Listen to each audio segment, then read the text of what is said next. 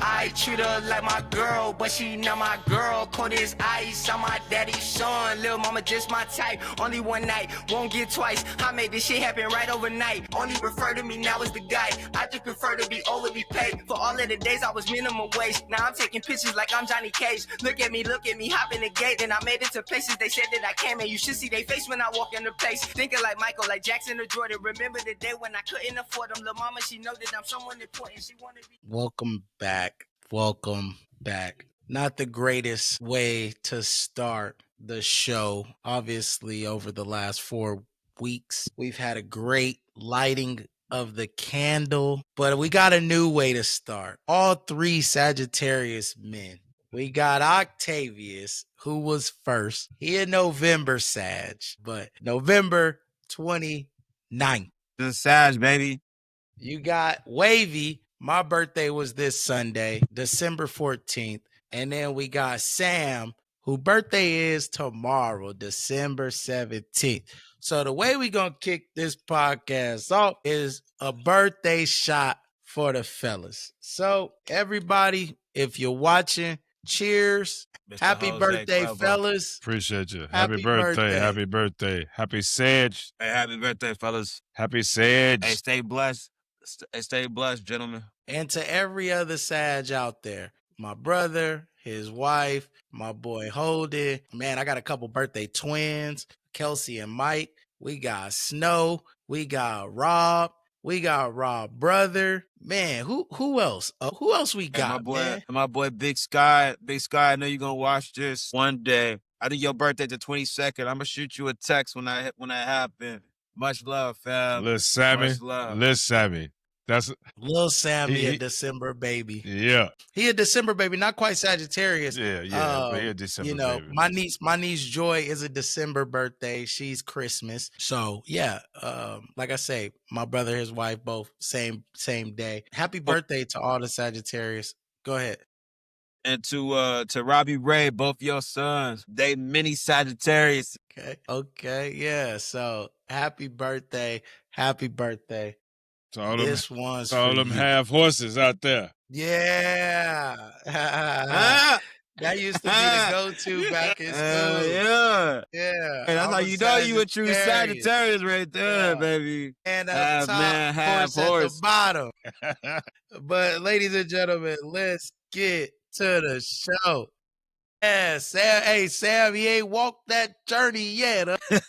I'm still on that journey, brother. Yeah, no, facts. It's a journey, though. Hey, even though I know about Sagittarius, I'm not an astrology type of guy, but that's what I was talking about, was according to the astrology thing, half was. I don't know where you guys' mind went with that. I don't know. No. We Sam, same. We didn't go anywhere. There with you, son. We was right there with you, right. Sam. For whoever else out there that took it the wrong way, you know. Yeah. Y'all get your minds out the gutter. Yeah. But anyway, let's get this episode started, fellas. Here we are, another week down. We got a lot to talk about, man. And we'll kind of get started. We got the hot take. We'll obviously kick off the hot take. We got a juicy one. O delivered a crazy one. So crazy, I had to throw my CP jersey on because he threw a crazy one out there. And he got another one today that might shake some people up in the NBA world. But we'll go there, right? We obviously got to talk about it. The Cardinals lost. The Packers lost. The Bears won. Jeez. The Cardinals lost. The Packers lost. The Bears won. They back to number 1 in the North. That's the number 2 seed overall. But ladies and gentlemen, it's Bears versus Packers week all over again. I know, it just felt like it just ended. Well, guess what? It's back, and Green Bay coming to retain that title. And we going to go 5-0 in the division this weekend. So we obviously got to talk about that, right? We got to jump into that. What does the playoff picture look like? It's starting to shape up. Some of the teams we said were going to be there on a couple of episodes ago, we've now got some teams eliminated. Some things didn't pan out the way we thought they might. So we'll look forward into that and what that playoff picture looks like. And listen, can anybody tell me who wants to win the NFC South? Like, it's just, we got a question. It's who wants to win it? The Saints have gone in and upset both of the top seeds in back-to-back weeks. Atlanta has gone in and beat both of the top seeds back-to-back times playing them. So who wants to win the NFC South? We'll also discuss that. And then we got to jump into the pick'ems. Again, it's week 16, and we'll recap week 15. And like I said, ain't no better way to do it than there to be a tie. And one of the games we're picking is Packers Bears to likely determine who is going to be leading out at the end of this week. So let's get started. Fellas, who got the hot take? Yeah. Hey, what's up, world? I know we saw football, but basketball, I kind of had to move on from football because my Cardinals wanted to reflip my hot take. But nevertheless, let's move on from that. Look, I think a lot of y'all seen, the Chiefs quarterback went down, and the Chiefs dynasty is coming to an end. And so when we flip over to basketball, my hot take is this. I believe there is a team that will have, if not a better dynasty, the best dynasty potentially in the NBA. But I believe that this team will have a better dynasty than the Golden State when everything's all said and done. So hear me out. We had the Lakers 69-13. That was their regular season best record. We had Chicago Bulls 72-10. That was the best regular season record. We have Golden State that did 73-9. And we have an up-and-coming team right now, currently 24-2.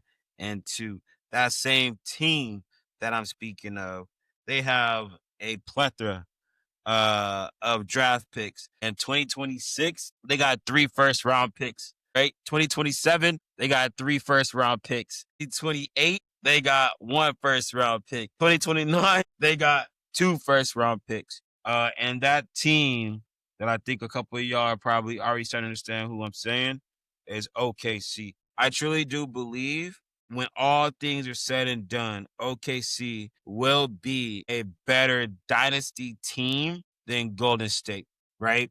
They already got 1 championship. SGA is still fresh. They had one of the youngest teams in the league last year. They were number 1 in almost every defensive category that you could possibly think of last year. They're shutting teams out this year. They've only lost 2 this year. And I just read off how much they have in the bank as for his draft capital. And I think everybody knows that OKC is probably one of the best drafting teams out there. KD, Westbrook, Harden. Was it Big Baby? Did they draft Big Baby? I think they did, right? Now they got SGA with the plethora of new talent that they have. I truly do feel with the superstar that SGA is, the modern day, the new age superstar that SGA is, Shea Butter is what they call him, right? And how he takes care of his team. Look, before y'all flame me with, he's getting tissue paper foul and he's a free throw goddess. I understand that. That's where the league's at right now. I mean, you can't change that. But yeah, that's my hot take. When everything is all said and done, OKC will go down as a better dynasty team than Golden State. Wow. One thing I'll say, do they beat their record this year? Do they beat 73-9 this year? I'm gonna be honest with you. What? I didn't think Golden State did 73-9 in 2015 and 2016. But I mean, shit. I don't see why not. Points per game, 123 compared to 114. Rebounds right now, Golden State got them by 2. Assists per game, Golden State got them by 1.3. Steals. Are you talking about this year, or are you talking about the year they went? Are they going to beat it this year? 73-9? No, he's talking about the year they went 73-9. No, I'm talking about what he's No. reading off now. I'm reading off the stats. This year? So this year, Thunders, I'm going off of this year. And then I'm reading the stats based off of. Well, when it comes to that, no, Sam, I don't mean to cut you he's off. talking about Golden State when they went 73-9 and this year's OKC. Okay. Yeah. That's what Yeah, I was he ain't comparing this year's. Yeah. This year's Golden State, no. So Yeah, Golden so State. again, like, So 2015 and 2016, Golden State, they went 73-9. And then this year, where the Thunder is 24-2, again, what's that? Points per game. And look, the game is different now, but still 123 is the average of what OKC is doing compared to 115 points, which is crazy what Golden State was doing. Rebounds per game. Again, Golden State beat them 46 compared to 44. Assist points game, 26 OKC, 28 Golden State. Steals per game, it's Thunder with 10 compared to Golden State 8. Blocks per game is 5 and 6. Thunder got 5, Warriors got 6. Free throws per game, OKC has 44, Golden State has 42. And then field goal attempt is 88-87 OKC. But the season's still early. It's still early. I might help you. Even help your argument with this question I'm about to ask you, because all those stats, Yeah, Sam. all those stats really don't matter to me. What was their record at this point compared to this year to back there when Golden State went 73-9? What was Golden State record at this point? Like you're saying through their first 27 games, I think, or games. 26 games. OKC is 24-2 right now. What was Golden State record after 26 games back then? But with all that being said, though, when it comes to dynasty, now if OKC wins this year with the pace they're on right now, so they probably losing a game every, except for the last 2 was recent, right? Yeah, they just lost one of the cup games, the quarterfinals of the cup game to the San Antonio Spurs. Hey, real quick, hey Sam. Crazy enough, it was 29-2. What is Golden Golden State had 29 wins, 2 losses? Yep. Whoa. They didn't catch their third loss until they were 36-3. But with all that being said, with everything you said, that's a big hot take. And it's hard to argue with any of that with that draft capital and everything that they have, and they are one of the best at drafting. They're also one of the best at getting rid of talent. So, right, but is that gonna be a part of it? Because I mean, they drafted Chet, they drafted Williams, both of the Williams. They didn't draft SGA, but they got they didn't SGA. draft SGA. They didn't draft SGA. No, that's the they only got place SGA I know from the Clippers. That's the only place they got I know SGA him from to the play. Clippers. He used to play for the Clippers. Yeah. SGA, this is, I think, SGA third team. Mm. Yeah, this SGA third team. I only know him to play for OKC, though. I didn't know him playing anywhere else. He became a star in OKC. He was hooping on the Clippers, but the Clippers had so much front-loaded talent. It was hard to give him, and so they made the trade, and he started to shine in OKC, where he was able to now take the team and put him on his back. Yeah, what I'm gonna say to that is, hey, Golden State was a lot older and more of a veteran squad than they are too. So I can honestly agree with O. Like I mean I ain't got no riffs with it. Honestly, if they're able to keep key pieces, because eventually they're gonna have to pay somebody. That's my only concern. My only concern is they're a smaller market, right? I don't think they have as much money as everywhere else. What happens if they win another championship, though? The money gonna be there, right? I believe it's still a small market. I don't believe the money is still gonna be there. It's just like any other small market teams that have won championships. You still saw that they faced a problem of who gets paid, because right now SGA is the all-in-all star, right? SGA. If you watch some of these games, Chet Holmgren is an aggressor, and Chet is also hooping and has moments and stretches where Chet goes on a run of 6 to 8 straight. Question. What? Hey, didn't they get far last year without SGA even playing, though? No, SGA was in the mix. He was there the whole season? I think he set out. He played the whole season, but I think SGA was there for the entire playoff run. I'm saying, but he sat out part of that season, like a significant amount of games, right? They have a great team.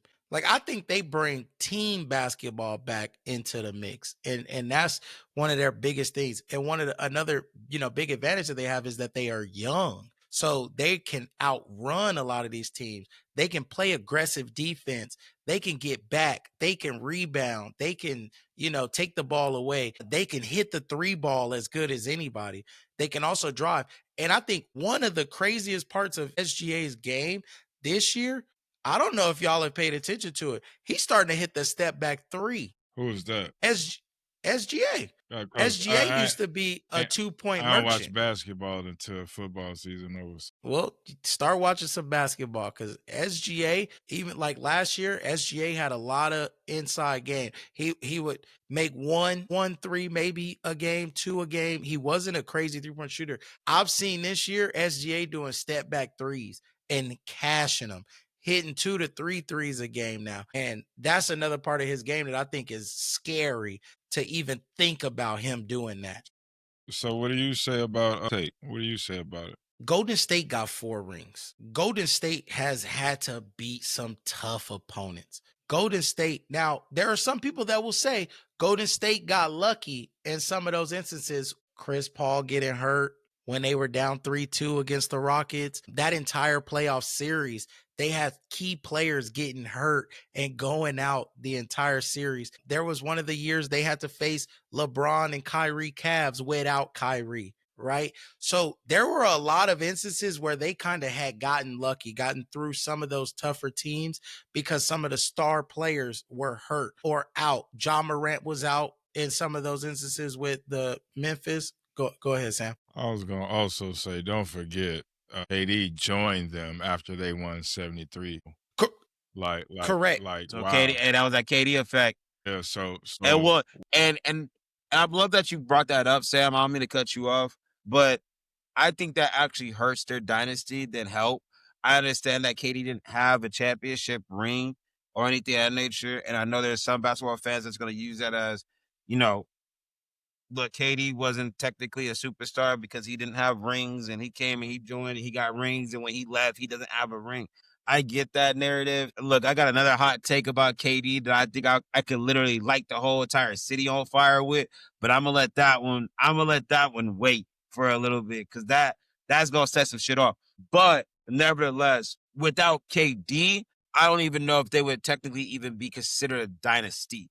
Like, just being truthfully honest. And so, again, I know this has been said if y'all watch First Take or whatnot, but just the amount of defense of the team, OKC's defense of effectiveness and what they're number one in when it comes to defense is just straight stupid. Like, I just went through a couple of them. Like, opponents points per game, they're number one. Opponents average scoring margin, number one. Defensive efficiency, number one. Opponents floor percent, they're number one. Opponents first quarter points per game, they're number one.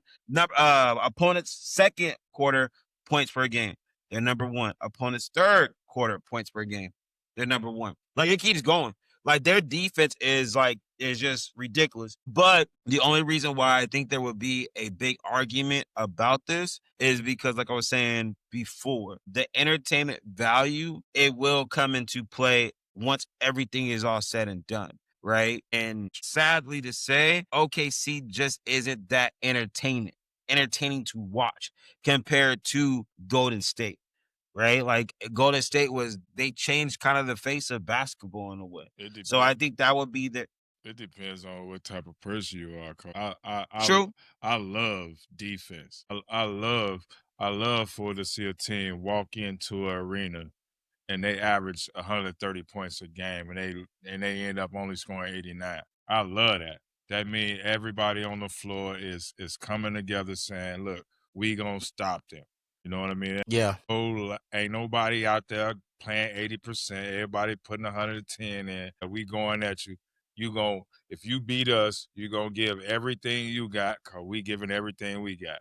Like, period. Ain't no open dunks. Ain't no 3-pointers just cause you can. We playing defense on every point of the game. I love to see that. Like I love it. Like, back in the day, I love seeing San Antonio play the game. A lot of people are like, oh, it's boring. It's fundamentals. Like, most sports come down to fundamentals. Like, most sports come down to that. Without that, I love the flamboyancy at times, but fundamentals win games. And if you're a defensive team that's going to come in and say, okay, Curry just not going to sit at half court shooting threes. We know he could hit them, but we going to play some defense on this. We're not just going to let him keep shooting. We're going to fight through these screens. We're going to box out. We're going to rebound. You're just not going to let the ball roll up the court, then pick it up to save 4 seconds. I love to see those things. That's what basketball is about. And I don't think the KD years hurt Golden State's dynasty. I really don't. And the reason I don't is because they won one before he got there and they won one after he left. So I don't believe that hurts that dynasty. I think that what happened is it actually strengthens it because they did exactly what they were supposed to do while he was there. They did what they needed to do and they won. That's a good point. Whereas one knock that I think that you can have on LeBron and Chris Bosh and D Wade is when they went to Miami, they went back to back to back to back to back finals. But how many did they win? They only won 2, right? And I think that's one of the knocks you could have on that type of team. Whereas when KD went there, I think you look at that team, they did what they had to do, even after winning before he got there. You know what I'm saying? Mind you, yeah, he got there after they had lost, right? They blew a 3-1 lead, but when he got there, they did what they needed to do. They won. It was a key piece. Obviously, the continuity didn't work out. It didn't last forever, but they were able to bounce back and win a chip once he had gone. I don't agree so I think with you, that bro. strengthens it. I don't agree with you, bro. What don't you agree with? You think the KD years hurt them? I think the KD years did enhance their chances at it because adding KD, I think, took away the dynasty. Like I consider the dynasty like you build from where you at. You build from where you at. Now, if KD never went there and they won those 2 without KD being there, then I could consider Golden State a dynasty. You know what I mean? Because everything was there. Everything was there already. Everything was built around there. Iguodala was probably at the back half of his career, and Stevenson, all those people were at the back end of their career. They was coming off the bench, doing what they needed to do. They was veteran presence, and they had the nucleus of the young people, the Draymonds, the Clay, the Currys. They had that nucleus that was under another coach before Kerr came. So when they hit that 73 and 9, it was there. They built. They didn't add from like a star from another team and other stars, and they won one. You know what I mean? So if they'd have kept winning, which they didn't get a chance to do because they brought in one of the best scorers in the league. Correct. And matched him with 2 other best shooters in the league. I mean, but with OKC, everybody's young. So if they win 2 straight, to me, they're like, they're a better dynasty instantly. You know what I mean? But they have to win this one. They have to win this one. If they win this one, do they have to win this one? They have to win this one. Why? For why me do they even have to win? For me even to talk about dynasty. Because who knows? This year could dictate or determine the future direction that they go. Like if this team wins it this year, there's no way you break them up. Yeah. But if they don't, now you're looking at, okay, who can we pay? Who can't we pay? And who we got to draft? If we ship somebody away, who can we draft? And what does that potential look like to where we can get rid of somebody? But if they win, they stay together, or you keep a big piece of it together. But the only reason why I said that is because you can start trading draft capital. One more thing, Sam, for you, one more thing that you had said. How is OKC not the same? Now, the only difference is OKC did not win or was not winning before SGA came, but they had the team and the nucleus built around. They just needed the star. Whereas KD came in and was that star that they brought in. SGA, again, wasn't drafted. Everyone around him was. Okay, but yeah, but KD was already known. SG wasn't known until he got to OKC. KD was already known. I think KD already had an MVP, though, T. Then you make that statement. KD already had an MVP. I said SGA was hooping for the Clippers. They had to get rid of him. I don't want to say they had to, but they had James Harden, they had Chris Paul, they had players, and when they shipped him off to OKC, there he was able to shine what people had already seen. People had already seen the talent that he had. It's just that it was going to be hard for him to get in the rotation, and how are they going to, focus on him around James Harden? Okay, Is what it was. So he moved there and then started to shine as the number one option. So what you are saying is he wasn't established in the other two teams that he was playing with. He became established at OKC, right? He became the number one option in OKC. Okay. He was not the number one option before. So he wasn't a superstar in LA or wherever else he played. He wasn't a star, right? Durant came knowing that he can put up 30 a game, period. They came in knowing that he could shoot from anywhere on the court, period. They brought him in knowing he was amongst the scoring leaders every year that he played. He was the best player, the superstar, and Westbrook on that OKC team. They knew this. You didn't know that about SGA. You didn't know that he was going to be the number one option. You didn't know you can build around him. You didn't know all those things. So again, OKC, if they win this year, is in a better position than Golden State. Because after KD left, they wasn't the same team, even though they won one after. But ever since that one after, it's nothing else. Now, OKC, they lose one or two players, they got draft picks the next year. Like bang.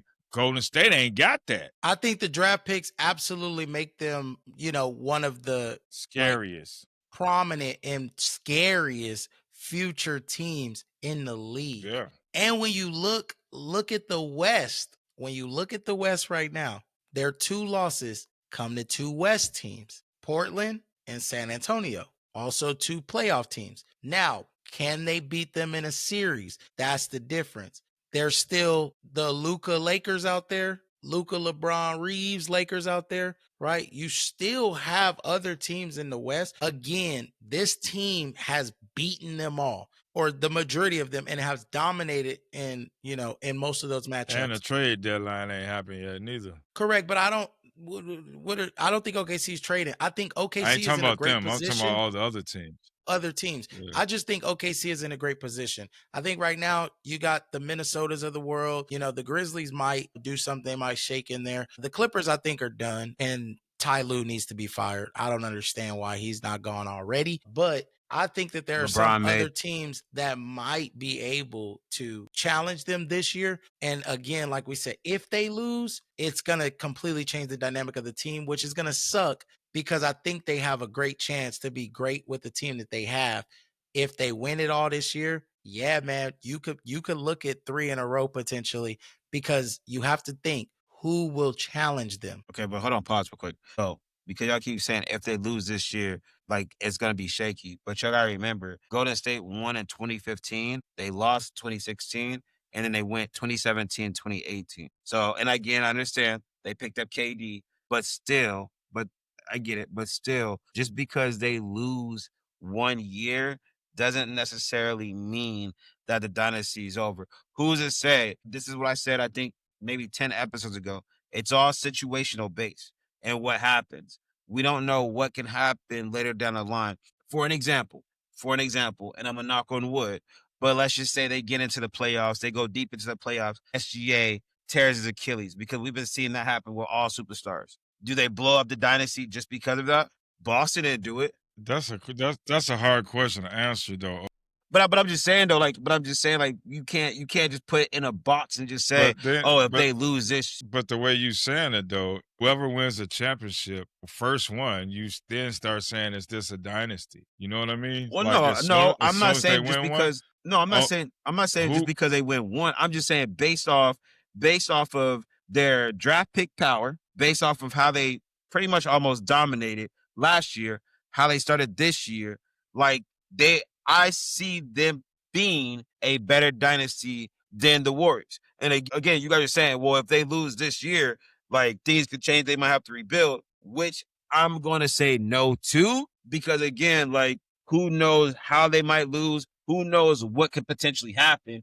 And I doubt that they rebuilt just because they lose 1 year. I It could can have happened to Golden State. like at the beginning, I said I agree with you, and I said the reasons to why I do agree with you. But at the same time, my perspective of it is like if like they won last year, they don't win this year, I can't talk dynasty. But if they win the year after, then I'm like, okay, this just might be a dynasty. Then I can have that conversation again. But if they don't win this year, me personally, I'm not talking about it.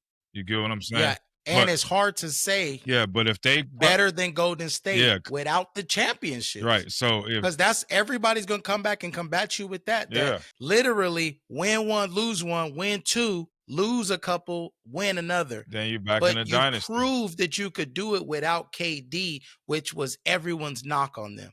Yeah. So they did it twice without him. Yeah, so Went to back-to-back finals without him. so that with that Yeah, being no, said, No, that they went back to back with them. yeah, Didn't they went back to because back they with him. won. No, They won in 2015. went to back-to-back finals without him. Oh, Yeah. but they didn't win them. They didn't win them. I got you. I got you. I Yeah, got you. they- I got you. Correct. I Okay, got you. I got you. so what I'm saying to you, they won one, right? I can't talk dynasty now. So if they lose this year, I still can't talk dynasty.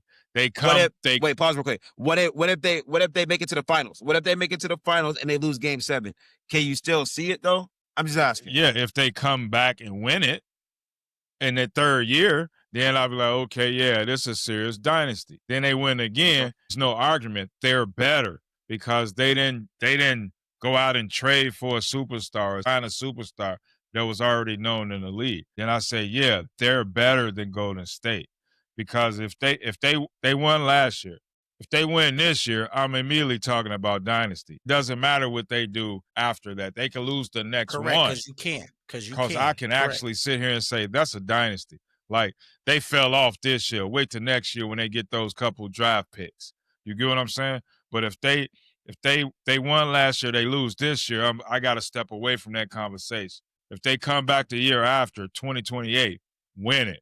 Well, 7, win it. 2028, like, dude, that's almost a Bulls dynasty because right. maybe something happened in between that 1 year they lost it in Game 7. It might be a turnover. It might be a bad call by a rep. It could be a number of things that can make you say, hey, this if it wasn't for that. But at the same time, they would then at the point be like, damn, they were so close to a three-peat except for that one call. You get what I'm saying? But if they downright lose this year, I can't talk about it until the year after when you're talking about dynasty. And last thing, we're gonna wrap it up. I got like one question real quick Correct. before we wrap it up though. Correct. Last thing though, we're not answering questions. We're just last thoughts, and that's it. So we can wrap it up because the question just turns into more and more. I'm good. Last thing is yes, they have to, I believe, win it again because there has been a lot of teams with the one hit wonder, with the one great team thing. But I think one of the biggest reasons why they're in this conversation right now, for all you Warrior fans out there, don't go jumping out the window, but literally coming off of a championship, they are doing the exact same thing that your Warriors did. And that's the reason why this conversation has legs, because this looks like the same team that won it in 2015, right? Went 73-9-16 and lost, and then went on to win 2 in a row and then won another. It looks very familiar. It looks very similar. So that's why this is 100% a real discussion. The only difference, I think, the only difference I truly believe might be the capital and the money that, they have in the small market. That's the only thing. But yes, valid hot take. Go ahead. Last words. But I think that would stem off to like some other questions. My question just for y'all to ask while we're speaking on dynasty, because Sam did bring up a good question a while ago, is what is considered a dynasty? So I don't want to make it a debate, but I do want to know like who you think. Like Sam, who is your dynasty team for the NBA? You already know his dynasty team, bro. They won 3 in a row. They didn't win Twice. one. Then they won 3 more. Like Twice. What do you mean? Just want to hear it. I mean, I know you. That's The Bulls, man. The Bulls. Hello, good. They won 2 3-peats. The Bulls. All right. Hey, T, who's yours? I mean, for me, it'd have to be the Lakers. I watched that Lakers dynasty. I watched the Lakers three-peat. Yeah, so I'm gonna be honest with you, and there's no disrespect to Chicago. I watched it. I didn't understand basketball to how I do now. And look, I'm forever a Kobe fan, so I gotta go Lakers, man. I gotta go Lakers. And hey, if y'all do though, But that's not a I do. knock on anybody else's No, team, no, obviously, no, right? no, Because no. it's just, like the dynasty that I got to see that was a dynasty was the Lakers, because you got to watch Shaq and Kobe do it. Then you got to watch Kobe go off and do it with And do it Gasol. himself. You know what I'm And saying? wait, So didn't he it do? was the Didn't Kobe Lakers. do? Kobe did 2 3-peats, right? He did 2 3-peats, right? No, Kobe got 5 rings. Oh yeah, Kobe that's didn't right. do 2. He did a 3-peat, but they Well, he lost. did, but he did a 3-peat, and then he did a 3-peat, and then he do a 2-peat, or was it just a 3-peat and then a 3-peat and then 2? Can you just say it was the Lakers and you don't know? I forgot. I know he did a 3-peat. I just didn't know if he did back to back Valid, again. Sam. Damn. But the number like one dynasty, one thing I'll tell you, the number one dynasty ever is the LeBron James dynasty. And I'll end it there. And that's where we'll end it, because 9 in a row. See, I'm saying going 9 in a row across 3 different teams is an absolute crazy feat. Going to 10 overall, absolute crazy feat. That is the number one dynasty, that guy, because again, he was the system. But we're going to wrap it there with this. Ladies and gentlemen, You Might Not Like It podcast. Again, reach out to us on YouTube. You Might Not Like It podcast. That is where you can leave comments. We got a bunch of videos. We'll leave a bunch of clips. Reach out there. You can also reach out, You Might Not Like It podcast on TikTok. And then also we have the You Might Not Like It podcast at iCloud.com. So hit us up there. You can always reach out. That's how we communicate it. A couple of lives that we'll do will be some of the sports events that we all have in common. That way we can follow those. But that's how you get in contact. That's how you reach out. That's what we'll say is the hot take. Hit us up. Give us some feedback on what you think about that hot take. So thank you. Great job, brother. Only person that was in those 10 finals was LeBron. Wasn't no other teammates there. Just LeBron. Jesus Christ. He just like LeBron is the dynasty is what I'm telling you, Sam. It's like, because you can't say it was the Cavaliers dynasty. You can't say it was the Miami Heat dynasty. You can't say it was the Lakers dynasty again. The dynasty was. So we're beyond that now. Sam, where the hell you go? What's left to be said? I didn't want to hear all that noise. What's left to be said? What's left to be said? I'm The good. Cardinals is where I want to start, because I think we got a longer discussion, but I think Sam might be scared again to talk about his team, because he deep down internally feels that they will lose again, as he felt the first time. But I'll let him speak for himself, and I will not speak for that man. But Cardinals. Like I said, man, last episode is my first. Well, I said this a couple episodes ago. My first time being a true fan.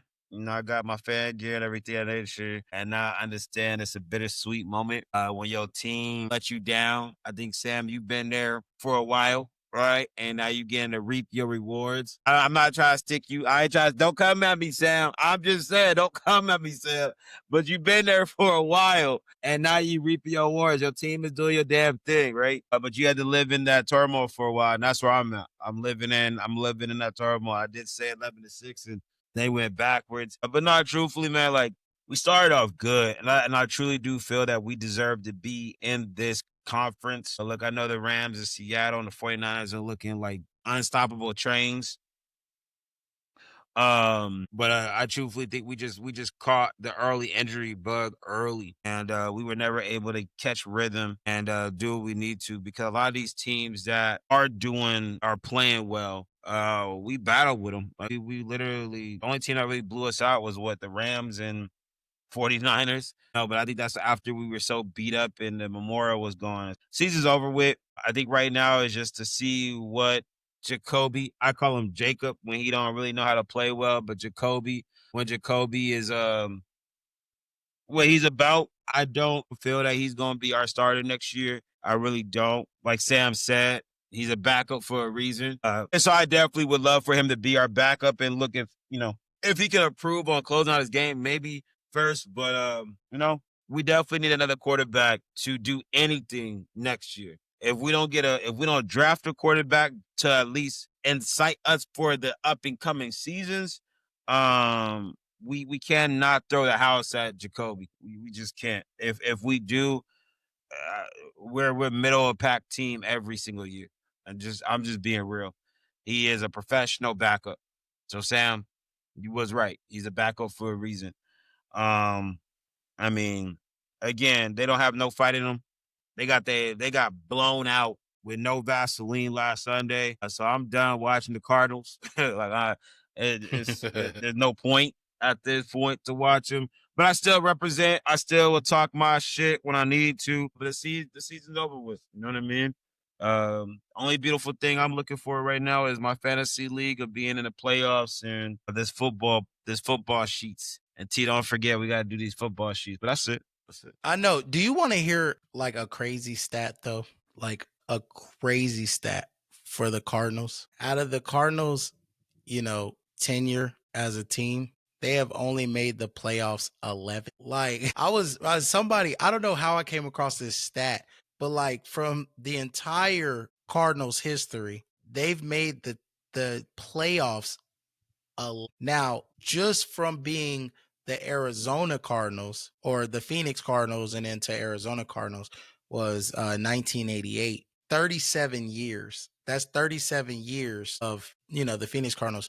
But even tracing it back to the St. Louis Cardinals and like just the whole thing, it's absolutely insane that it's only 11 times that they made the playoff. So that's over 50 plus years of like being around, and to only make the playoffs 11 times out of that, bro, that's a crazy stat. Yeah, I think it's like I think what I said, it was like every 6 years, something like that, is when we get into the playoffs. And look, I'll say this. I like our coach. I know I said it like mid-season, I didn't really care for him, but he a nerd. If you watch him on the sideline, he's a nerd. And so I don't want to get rid of him this year. And I know I was saying it mid-season. I don't think it's his fault. I believe it's our offensive coach that was fucking us up, and our special teams coach a little bit. But as far as a head coach, I will, to my bird game out there, I'll give him another year. He just needs his type of quarterback. He got to find his type of quarterback, and it will work. So, all right, now I wanted to try to let you slide, but I gotta hit. I gotta hit back. Since you threw with the Cardinals, I did send you a Bears fan application. You're gonna have to qualify for that because your Cardinals did originally come from the Chi. So I want to let you know that too. They was there. But anyway, they did. But Sam, that's what I'm saying, Sam. So from 1920, Sam, from the 1920s, they've made it to the playoffs 11 times and have won 7 playoff games. Well, bro, that is an insane stat. Well, I would be more disappointed in the ownership of the Cardinals. And no, I don't know how Cardinals fans feel because the Bears did actually win a Super Bowl. We did win a Super Bowl and have several championships before they was called Super Bowls, But the Cardinals, they have talent to get them there, then just let them go away. Defensively, offensively, all those things. How the Bears did that, only thing they really gave up during my era was Greg Olsen, which was hurtful. They let a few linebackers walk away. You know what I mean? But outside of that, they try to hold on. The only problem we ever had was drafting quarterbacks, which we got one now. But yeah, who was your last quarterback? What was his name? His name. That ain't the point. Say his name. We all know Chicago. Who he is. We everybody know who he is, but we forgot about him because we got one now. All right. You know what I mean? But when you was dealing with him, you had to deal with him though, right? Yeah. But y'all been dealing with the guy that came from the Rams, and he got y'all to the Super Bowl. Unfortunate call with Pittsburgh. It could go either way, but the point was it was an L. Y'all get rid of Bolden after that. Y'all got rid of all y'all defensive line that was dominant. Simeon Rice and all the other ones that was on the front line that would have been dominating. I can go on and on and on and on. So I don't know how that feels when it comes. So I take that as a slight, brother. I really do. Now, have Fill I out the suffered? Chicago Bears application. Have I suffered over the years dealing with your quarterback's name? Say his name. Dealing with these cheeseheads up north? Have I been feeling pain? Yes, but that pain have subsided. That part's gone. We are now the kings of the north and gonna stay there. We gonna take the north and never give it back. And that's how we right transition.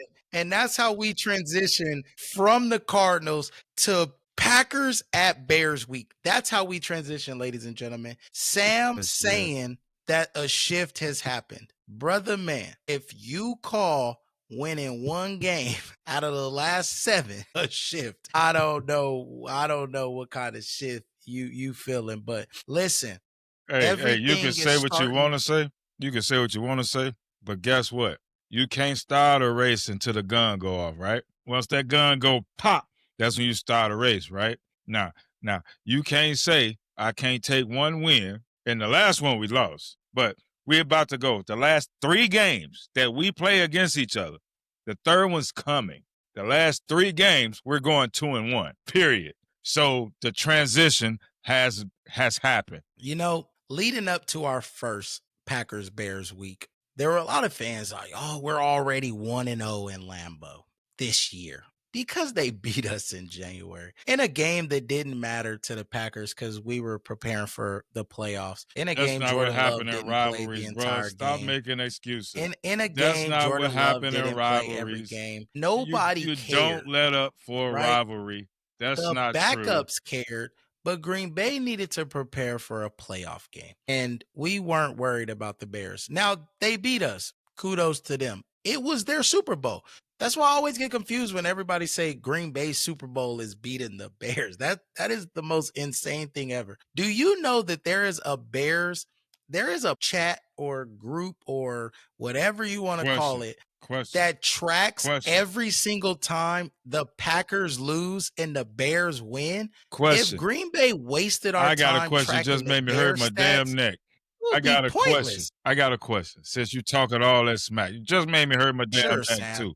This question: would you be more excited to beat the Bears or more excited to beat the 49ers? I would be more excited to beat the 49ers. Do you know why, Sam?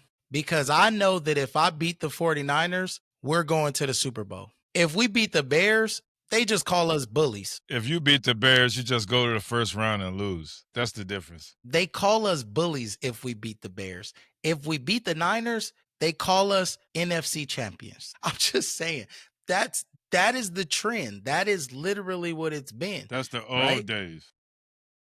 That's not, though. It's not so far-fetched because the Niners are getting there. Because we taken the North and you're not getting it back until Caleb retires. Okay. So what is y'all path to the NFC North, Sam? I know my path. What's your path to the NFC North? Beating Green Bay, beating San Francisco, beating Detroit, period. Now, here's the thing, Sam. Your path, you control your own destiny. You have to beat Green Bay, though. If you don't beat Green Bay, I'm just saying, if you don't beat Green Bay, you run the risk of getting knocked out of the playoffs playing the Lions. I know the Lions ain't look good this year. The Lions have definitely fallen off. So what happens? But it's still a division game. What happens when we beat you? I ain't say if. I said when we beat you at Soldier Field. What happens to Green Bay? So what happens to Green Bay? If y'all beat us, Sam, excuse me. We still have. I didn't understand the first word you said. If, yeah. Oh, no. If. That's not even part of it. If y'all beat us, y'all will have 11 wins to Green Bay's 9. You will still have to go on and play the 49ers and the Lions, which I don't believe you'll win those games. Green Bay goes on to play the Ravens, and then Green Bay plays the Minnesota Vikings. Whose last 2 games would you rather have? Green Bay's or the Bears? I'd rather play one of the best teams in the league in the 49ers and one of the teams that my coach just left. I'd rather play them two to close out the season, letting all you guys that feel like the Bears ain't for real, especially the cheeseheads, especially y'all, that should have lost the game last week. That should have lost then. But y'all won it. I'm going to accept the L. And as I said, as I said, we're gonna win out. We win in the North, and we're not giving it back. I'm gonna end it at that. I want to play what's ahead of us. I wouldn't rather play the Ravens. I would not rather play the Vikings. I would not rather play them. I'd rather play who's on our schedule. A better team than both of those teams. A better team than Green Bay. Because when we beat the 49ers, we'll show Green Bay how to do it because they can't. Just like we showed Green Bay how to beat the Cowboys. Just like we showed Green Bay how to beat Cleveland, the teams that they couldn't beat. So I'm just telling you, I'm gonna end it at that. No, hey, we would appreciate that, Sam. And again, that's what makes our victory over you so much better, because y'all think that you're better than us because you beat teams that beat us. You beat the Browns, you I beat the said show you how Cowboys. to beat them. I didn't say No. Listen, y'all beat them and we didn't. Y'all beat the Eagles, y'all beat the Browns, y'all beat the Cowboys. Those are teams we did not beat.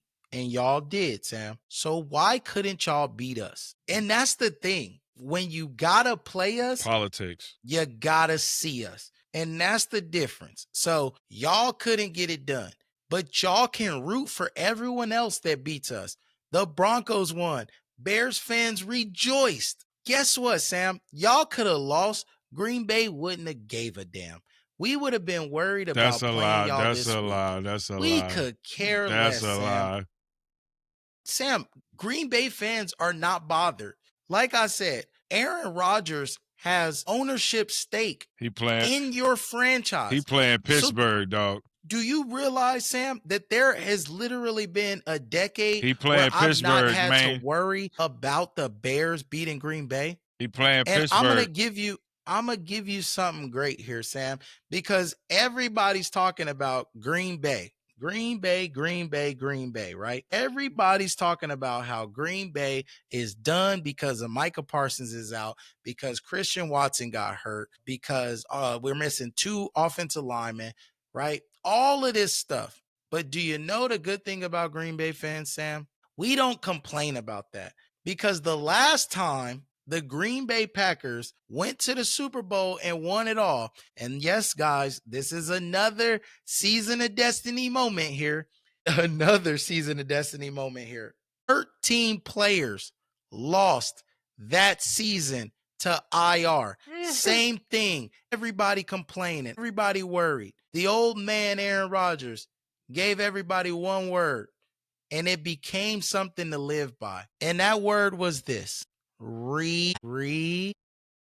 I did say that. Hey, didn't he just say that in Pittsburgh? So 13 players on IR, 6 of them were starters. With Micah Parsons going down, thank God Christian Watson did not get any worse and, is going to come back. Jaden Reed should be able to come back. We should be okay on the defense side of the ball. Offensive line, we should be fine, with the exception of still having, a couple of players on IR there. We now have 7 people on the IR this year. 6 of them are starters. The same number that was on IR the last time we won the Super Bowl. So again, yes, we took the L in Denver. Yes, we took the L on some players. 2010, we thought all hope was lost the same way, having 13 players on IR. Now we got 7 this year. So you know what? What's new? What else is new? Green Bay's used to it. Green Bay has a stud at quarterback. Green Bay got a stud at running back. Green Bay still has a stud in the linebacker position. Green Bay, the only opportunity Green Bay has is a secondary. That's it. We dropped 3 clean interceptions that Bo Nix threw right to us. Micah got held again, and they completed a 15-yard pass down the field. But we'll get past all that. We got in our own way that game. We controlled and dominated that game in the first half. We couldn't get out of our way the second half. That Pat Surtain interception, it was great. It was a good play on the ball. Jordan Love put that ball out in front. No way Patrick Surtain is catching up to Christian Watson. What? There's no way. He can't. He got dominated in our last game we played against Surtain. Hey, Wavy. We weren't scared of Surtain. I got a question. But he made a great play. I got a question. Yes, sir, Sam. How do a person say, hey, they was holding, but I ain't going to complain about it? How is that in the same sentence? Because I didn't say that's the reason we lost the game. Oh, so it's not a complaint? Oh, okay. I just had that question. Because my thoughts, if you bring up something, it plays a significant part in what you're talking about. I mean, that was just my thoughts, you know. Sam, That was just my thoughts. Micah Parsons has now played over 300 snaps before the last time someone has been called for holding on him. I mean, hey, the NFL absolutely has a Micah Parsons problem. What I see in every football game I watch. You see holding, Sam? I see holding, I see pass interference, I see late hits, I see a lot of things happen in every game, and don't nothing be called. And I know you do absolutely too. Right. And I know you do. You're absolutely right, Sam. You are absolutely right.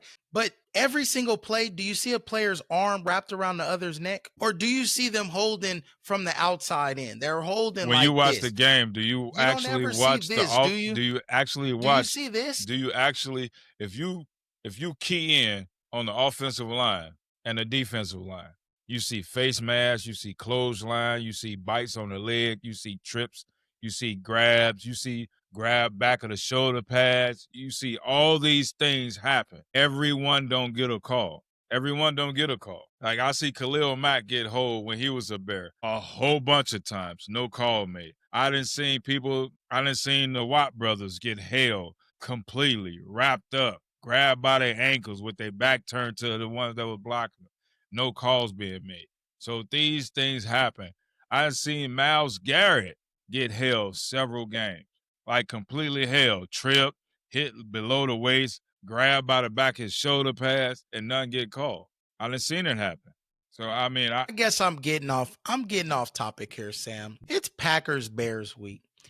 You know, and I'm talking about somebody that ain't gonna be playing in the playoffs with the Packers this year. So you absolutely right, Sam. I don't know about I don't know about all that, but hey. On to the Bears Packers, Sam. Yeah. So, and this is funny because again, with all those injuries, Sam, the last time when Green Bay had all those injuries, they beat the Bears to make the playoffs that year. Wow. Do you remember? You remember that? That was when we won the Super Bowl, But beat the Bears to make the playoffs. Y'all been beating us Guess for what years, Green Bay's gonna do? It ends now. Guess what Green Bay has the opportunity to do? What's that? Listen, Sam. Guess what Green Bay has the opportunity to do this weekend? What's that? Beat the Bears to make the playoffs. Oh, you think? That'll be another sign that the 2010 season and this 2025 season are entangled. Do you want to know what else happened that year, Sam? You know what happened, but do you want to know what else happened that year, Sam? I'm curious to know. Rodgers got his collarbone broke. Green Bay. Oh, that wasn't it. Green Bay beat the Bears to go to the Super Bowl. NFC Championship game? Yep. Green Bay beat the Bears to go to the Super Bowl, right? And in that Super Bowl, Green Bay was up 21-3 when Charles Woodson broke his collarbone. And Green Bay would still win that game against the Pittsburgh Steelers and be crowned champions. So, listen, injuries are going to happen. Injuries to our greatest players are going to happen. Was he talking about when he was like 8 years old? That's what we overcome it. What? We overcome it, and we did it in 10. Same thing's going to happen. This Sunday, we beat the Bears. We go to the playoffs. If the Bears make it to the playoffs, we beat the Bears again to go to the Super Bowl, and then Green Bay wins the Super Bowl again. So I'm not worried. There's a lot of people that may be jumping ship. I'm not worried. I think that Green Bay came in with a plan before the Micah trade, and we still have the same potent offense, and Micah don't play offense. You know what? Oh, can I go compare 85 to 2025? Can I do that? I shouldn't, right? You can't because there's no. I shouldn't. It don't mean nothing, right? It don't mean. There's no comparison. It don't mean a thing, right? Sam, it don't mean nothing, right? Should I go back to when 2 times should I go previously back, it's happened? Should I go back to Rex Grossman when we split with Green Bay and went on to the Super Bowls to lose to the Colts? Should I bring that up? It don't matter, right? Is there a pattern of y'all going to the Super Bowl? I mean, there's a pattern of the cracks on the street. That doesn't mean the next street got the pattern. You know what I mean? So I mean, hey, I understand a pattern if it happened in consecutive years, you know, like boom, boom, boom. I understand there was a pattern of y'all sweeping us every year until last year. Now the pattern's broke. Now you got to create another one. You can then we've already beat you one time. Then you can create it if by chance you have a standing chance in blazes that you win this game come Saturday.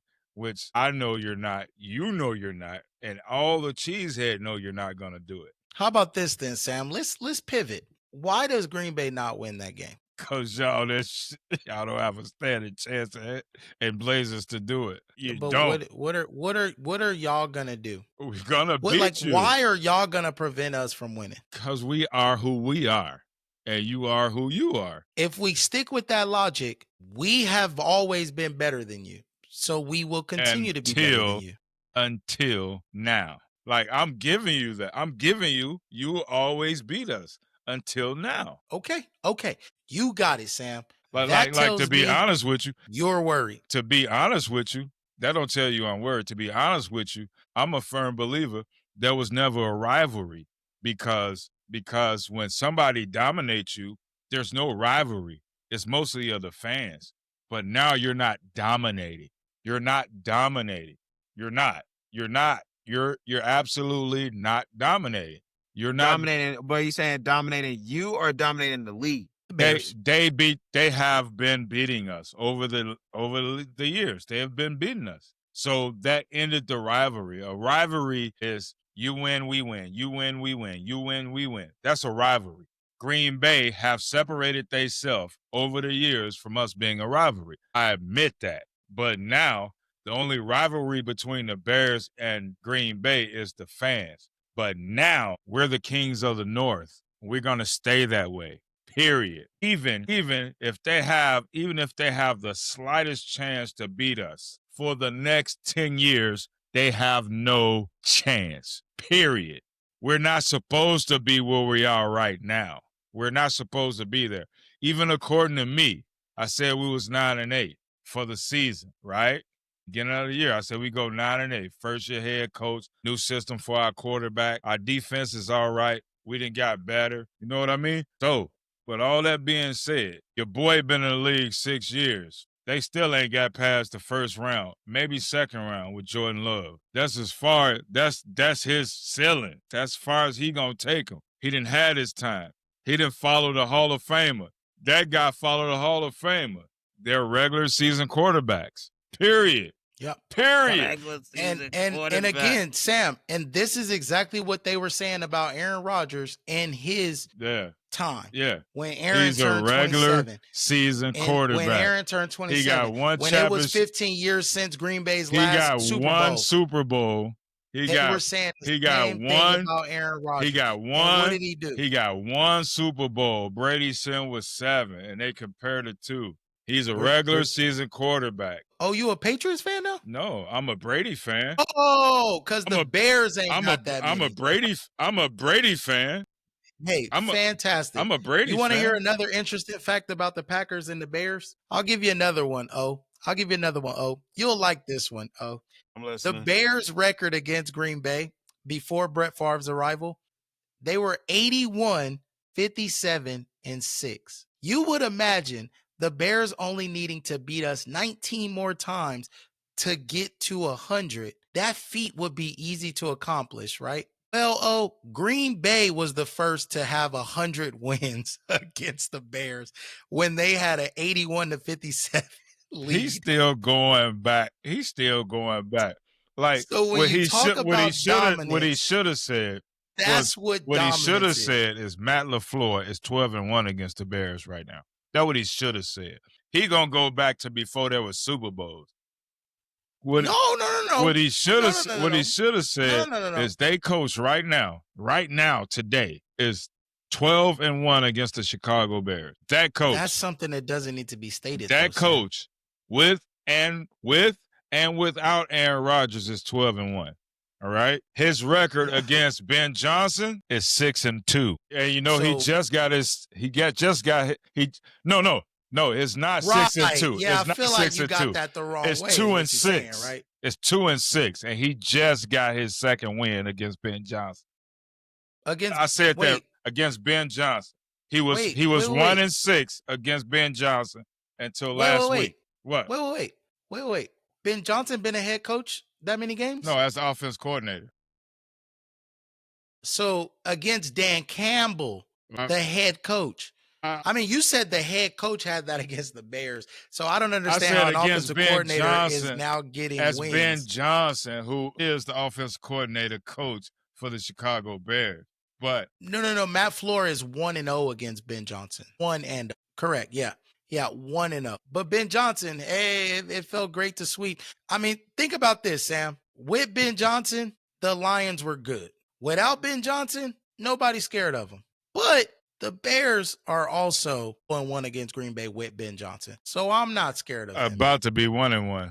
You know what he needs? He needs Aaron Glenn. He needs Dan Campbell. Maybe he needs Dan Campbell's leadership. Maybe he needs Dan Campbell's mentorship to beat Green Bay. Because Dan Campbell had, or you know what? Maybe they did the fusion dance. Maybe they did the Dragon Ball Z fusion dance. And that's how they beat the Packers. Because when they're separate, they getting that ass whooped. And that's clearly what Matt LaFleur has shown. Because Matt LaFleur is now 2-0 against the Dan Campbell Lions without Ben Johnson, and is 1-0 against Ben Johnson without Dan Campbell, without Aaron Glenn. So maybe they were a better team than they are individuals. And I'll leave it at that. Green Bay versus Bears, Saturday night. Book it. Green Bay goes 10-4-1. Why y'all playing? Why y'all playing on Saturday again? Because they flex us to the Saturday night primetime game. So we'll take it. I don't mind playing there. In Chicago, it'll be cold. It'll be snowy. Green Bay's used to that. Let's have some fun. I'm excited for what the game has to offer. And I definitely do believe, again, that Green Bay will walk out of there with another sweep. Green Bay will come with their brooms. Will come with some salt to melt the snow too, and then a broom to just sweep it all out. Good luck, Sam. Good luck. Good luck, Sam. Van Ness and Rashawn Gary, they going to be on that ass, and they'll see y'all soon. Ladies and gentlemen, that's going to end that segment there because, I mean, hey, you know. Wow. It's not really it seems like a one-sided battle here. Because Sam just thinks they're going to beat us because they're going to beat us. I think we're going to beat them because we actually are going to have a better game overall. We're going to have a better offensive strategy overall. And our defense is going to get home. That's why Green Bay is going to win. And because some of our key receivers are going to be back just like they were against the Broncos. Matthew Golden has a breakout game. There's a lot to be said, but I will leave it at that because Sam doesn't want to talk about it anymore. So, on to the next. The playoff picture. Let's revisit this playoff picture because a lot has changed, feel like, over. We both said, and we don't agree on a lot of things, but this one we did. We both said Carolina was going to leapfrog the Bucs. Oh, I think we all said Pat Mahomes was going to find a way. Well, they've been eliminated, and Pat Mahomes is on IR with a torn ACL. I think there were some other things, you know, the Bills getting caught. I think did you say the Bills were going to get caught, Sam? Or was it the Colts? You said the Colts were going to get caught? Which team? Do you remember? I don't remember, but I think the Bills wasn't going to make it. Right. And I think now the Bills looking on the up and up look like they're going to take that next spot. The Patriots, it's looking scary for the Patriots now. Do the Patriots continue along? I don't think the Bills kind of get there to the 11 wins. So I think they win the division, but do the Bills make it more interesting and make it a closer run with those Patriots? Do the Patriots have enough to get it done this week? Also, and we'll actually pick that game. That's one of our games this week. But yeah, we got a lot going on. Playoff picture. Here's where it sits and where it stands right now, and then we'll kind of go into what it looks like, who may move, and I think that the NFC is the most set, I believe, with the exception of the Bucks, that NFC South, but the majority of all the bottom teams have been eliminated. The Cowboys have a weird way that they could technically still win the division, but they would need the Commanders to win 2 games. And I don't know if that's going to happen because the Commanders play the Eagles this week. So I don't know if that happens. So let's see. Playoff picture this week. I think you still got the Rams number 1 in the NFC. So you got the Rams number 1 in the NFC. You got the Broncos number 1 in the AFC, and the Broncos have clinched the spot. So did the Rams. You got Patriots in the 2 seed, the Jags in the 3 seed, Steelers currently holding a very thin lead over the Ravens. In the 4 seed, Chargers, Bills, Texans, and then you got the Colts and Ravens on the bubble. In the AFC, does anybody believe the Colts and Ravens leapfrog the Texans and Bills? Say that question again. Does anybody believe that the Colts or Ravens leapfrog The Colts. the Texans or Bills? Now, technically, the Ravens, their hope is to leapfrog the Steelers. The Colts' hope is to leapfrog the Texans, and that's, I believe, to win their division. Yeah. Or no, I'm sorry, the Jags are leading the AFC South. So, yeah, their only hope for the Colts would be to leapfrog the Texans overall. And the Texans are 9-5, Colts are 8-6, and the Jags are 10-4. So technically the Colts or the Texans still have a pathway to the AFC South. I'm a defensive guy. But can the Texans need to leapfrog the Jags. The Jags play the Jets this upcoming week. The Jags but beat they the need to Jets. Leapfrog the Jags. And the Texans got Arizona this week. They're gonna beat Arizona. That's easy. I sent you that Bears app. Sam, he be a Sam. Do you think? I think the Texans are going to make the playoffs. I think that Texas defense is strong enough to definitely secure a playoff spot. I mean, like, who the Jags got left? That's what I was about to pull, because the Jags already, they beat the Jets. I'm sorry, this past week. They got Colts and Titans left. So Texans are rooting for the Colts to beat the Jags this week. I don't think that's going to happen. Broncos. What's the Broncos. Sam, sorry. They got Broncos, Colts. Jaguars? Yes. Broncos, Colts, Titans. So they got 3 more games still. They win 2 of those. Okay, so you think they beat Colts and Jags, or you think they beat Broncos? They beat Colts and Jags. The Texans? So that puts the Texans puts the Jags at 12. The Texans got who? You're saying who does the Texans have left? That's who left? you just told me the Texans have, right? No, that's the Jags. That's the Jags remaining schedule. The Jags got the Texans? No, they have the Broncos. They lose. Okay, so they lose to the Broncos. They have the Colts. They win that. And then they have the Titans. They win that. Texans, Raiders. They win that. Chargers. They ain't gonna win the Chargers. They're not winning the Chargers. I can't say Colts. that yet. They beat the Colts. I think they beat the Chargers too. Texans win their next 3 too. So who would win that division? Jaguars? Texans and Jags split. What the Texans and Jags split. They would tie. So if the Jags win out, or I'm sorry, if the Jags win 2, the Jags will have. Well, that Denver game is going to determine for the Jags. Wait, the Jags are actually, I'm sorry, I think the Jags have 10 wins. That Denver game is going to determine the Jags. The Jags have 10 wins. So if the Jags win, correct. But if the Texans win out, that puts them at 12. If the Jags win 2 out of 3, that puts them at 12. They split. I think what's gonna happen is it's gonna come down to that division. It'll probably come down to the division record, right? Yes, that's what will happen. Right, and I think that they both have beaten the other teams, but the Jags still got the Colts and Titans, which and puts them in the division, right? Correct. So they'll win. So Texans won't. The Texans have the Colts. So that'll make their last division. So game. the division will be in favor of the Jaguars then. So no, they can't jump them there. I would hope so, just to keep it 100. I would hope so, because Texas ain't been there. So no, Sam, listen. Jags are 3-1 in division. Mm-hmm. They have 2 more games in division. Houston is 4-1, and they have 1 more game, so they could tie division 5-1, 5-1.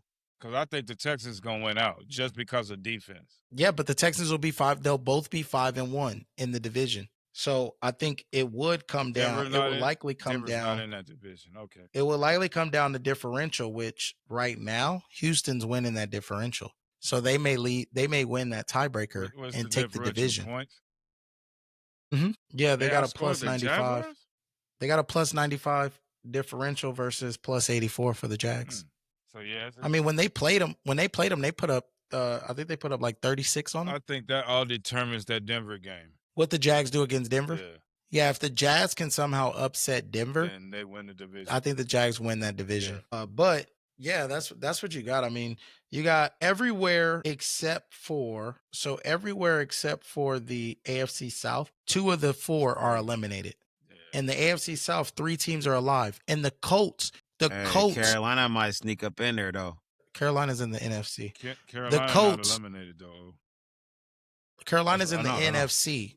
They're not in the AFC. We're talking about Yeah, but AFC. they're not eliminated. I was Oh, just okay. letting Oh, I thought you said NFC. My bad. Nope. AFC South. So Indianapolis, they play the Jags and the Texans. So they control their own destiny in a way because they can get divisional wins over those teams and put both of them at a 2 for the losses. And the Colts they're 2-2 right now. So they could be 4-2 in the division, along with the Colts being 4-2 in the division, and they all could have the same record. Yeah, but I don't think the Colts are going to beat San Francisco. So though. They play San Francisco. So you know who's eliminated out of the AFC picture? It's the Titans, the Raiders, the Browns, the Jets, the Bengals, and the Dolphins and the Chiefs. Those are the only ones eliminated. Only one stand a chance at 8 and 9 is Colts and Ravens. So the Colts and Ravens have to jump Houston or Buffalo or the Chargers. Yeah, but that's what I'm saying. Yeah, that's what I said. Colts, but the Colts would have to beat San Francisco. No, they right? don't. No, bro. The Colts right now are 8-6. Yes. Houston's 9-5. Jags are 10-4. The Colts can lose to the 49ers, and they got 2 more division games against Houston and Jaguars. They can beat both of them and get to 10 wins. But Jacksonville, technically, if Jacksonville wins 2 of their last, no way that the Colts catch up to them. You know what I'm saying? The Broncos already clinched, though. The Broncos clinched the playoffs, yes, but they haven't clinched the number 1 seed yet. They've clinched the playoffs. So what, Sam? You thinking that the Broncos ain't gonna play hard against? They don't against. They clinched the playoffs though, Sam. They haven't clinched the first round bye yet. I know it depends on what the coach want. Do he want? I mean, I would want to bye, but at the same time, I would still. Sometimes that bye fuck you up. Yeah, at the same time, I would still want to play to keep that repetition going. So to each his own, though. It depends on the coach and his mentality. And what it's at Denver. Yeah, I think I'm gonna say, man, that's tough because Denver just come off a big ass game, and I don't know, the team might not be really in there. And then who does Houston play? Houston plays who? Hey, I think Bo Nix ain't trying to let up. Be real with you. No, Bo Nix been balling. I think Jacksonville right now is the 3rd seed, 97% to win it. Correct. The Jags have the clearest path to winning their division because they just have to win out, or they got to win 1 more game or 2 more. What's their schedule? What's their schedule? Yeah, they got to win 2 because Houston is 9-5 and Jags are 10-4. Yeah, they got to win. What Jags schedule? They got Denver, and then who's next after them? They have Denver. They losing to Denver. They have the Colts and they have the Titans. I think they lose if they beat Denver. There's no chance for the Texans. I mean, there is. I mean, if the Colts beat the Jags, they could be the second team go out. If the Colts beat the Jags, they can have hope. But I think the Jags win 2 of their last 3. They win the division. That's it. The Jags win 1, I believe they clinch the playoffs. But Houston is right there at 9-5 with the last 3 of their games as well, and both of them play the Colts. And they had a 95% chance to win it go to the playoffs. To go to the playoffs, yeah, because again, they control their own destiny and they have winnable games. So, do we think Arizona? Like I said, Arizona upset them. They did. Well, man, I mean, they're not done. They can still make it again because they still play the Colts, so they still beat the Colts. But the Texans are in the playoffs right now. Yeah, they are the final seed right now. Yeah. So again, do we think the Colts or Ravens? Colts ain't gonna make it. Can leapfrog them. Technically, the Colts are the only team that can leapfrog the Texans. The Ravens, I don't believe can. I mean, technically they can, but I don't think that they can. Yeah, but the Ravens could at least win. They could win their division. They could win the AFC North, right? Technically, because doesn't Ravens and Steelers, they play each other one more time? Yeah, the Ravens and Steelers play each other the final game of the Ravens season. 8-6, so they still got. Yeah, so I mean, Ravens can still take the number 1 seed. Yeah, that one's not a lock yet. No, the Ravens are 7-7, Sam. I know the Ravens. The Steelers are 8-6. So if they got to go head to head before the end of the season, though, they play another game. Yeah, but see the Ravens go up against Patriots and what Steelers. The Ravens right now got to beat the Patriots, And honestly, They both Ravens tough got games, so. Ravens got Patriots, Packers, Steelers. And then Steelers got Detroit. Who's the next? Who's the middle team? Ravens play So- Bengals. No, they just beat Bengals, know, right? man. No, they This is just a they toss-up. just beat the Bengals. They just beat them. They have Patriots, Detroit, Browns, and Ravens. Packers, Steelers. So that's gonna come down to the last game. Steelers have Detroit, Browns, Ravens. And Ravens. And That's, if both of them win out, again, it comes down to a tiebreaker. Both came. I just obviously, well, no, I'm saying if both went out to their final game, the Ravens will need to beat the Steelers to tie. But I don't see the Steelers beating Detroit.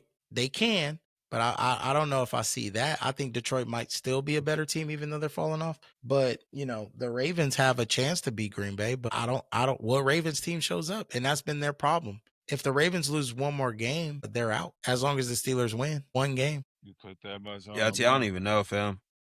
I It's can't too answer close. that. I can't even answer. Yeah, that. it's too close. If They it could go come anywhere down with to this. if it come down to that last game, I think if it came down to that last game with Pittsburgh Ravens, I would go with Ravens because that rivalry is hectic. That's gonna be a hard hitting game right there. I mean, If when you look at teams that are in the playoffs, the Steelers, they in right now, 61% playoff probability. Yes, they're in right now. They have a 61% chance probability. The Ravens 40%. The Colts 15%. If the Colts lose another game, they're out. Hey, but y'all can't say, oh man, Riverwalk wasn't balling though. He did his thing against Seattle. I mean, he managed the game, but he cost the game too. Hey, we can't He did. Right. He did. So you can't say he balled out. Wait, So wait, fellas. You didn't expect him to hang as long as he did. So I guess that's what you mean. Yes. Both y'all didn't though. Y'all both came on last episode. It wasn't was like, about what the hell? that. No. We said there are better options out there Than that Rivers. have been playing football. That was the argument. The argument was taking him off the couch from 5 years ago. And that's what I mean about. That's why. Wait. That's what I mean about balling. That's why one of the people came in to my young know the names. He came in. He came into the game. You cannot say he didn't come into that game. He did not look like he was sitting on the couch for 4 or 5 years. He did not. Until that last throw that he did, which was bullshit. And look, I know that he was having a whole bunch of dink and dunk throws. Like it wasn't like he went for like 350 yards or whatnot. But still, it did not look like he was fresh off the couch against Seattle. Like that, it did come down to the wire. I got a few questions for you. So you're talking like you watched the game, right? If that was Lamar's backup quarterback? Because I seen him play the Bears. So About Huntley? Yeah, Huntley.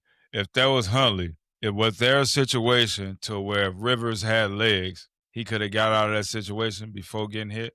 Was there a situation like that, right? Yeah. So with that being said, there was better options out there that would have gave that play 3 to 4 more seconds. But Sam, that's one play out of the whole entire game. I'm telling you, it only happened once. But what I'm telling you is, based off what y'all were saying as far as better options, right? Somebody that is playing right now. If you watched him play the game overall, and you did not know that he was 44 years old, coming off of retirement for 5 years, he did not play like that. Again, like going up against Seattle, people were thinking that Seattle was going to blow the brakes off the Colts. Y'all thought the same thing. That game came down to one actual play. Yes, it could have went 2 different ways. Shit. Love, no pun intended, but when Love went up against Denver, where'd he go? First, second, third, fourth, no actual completion.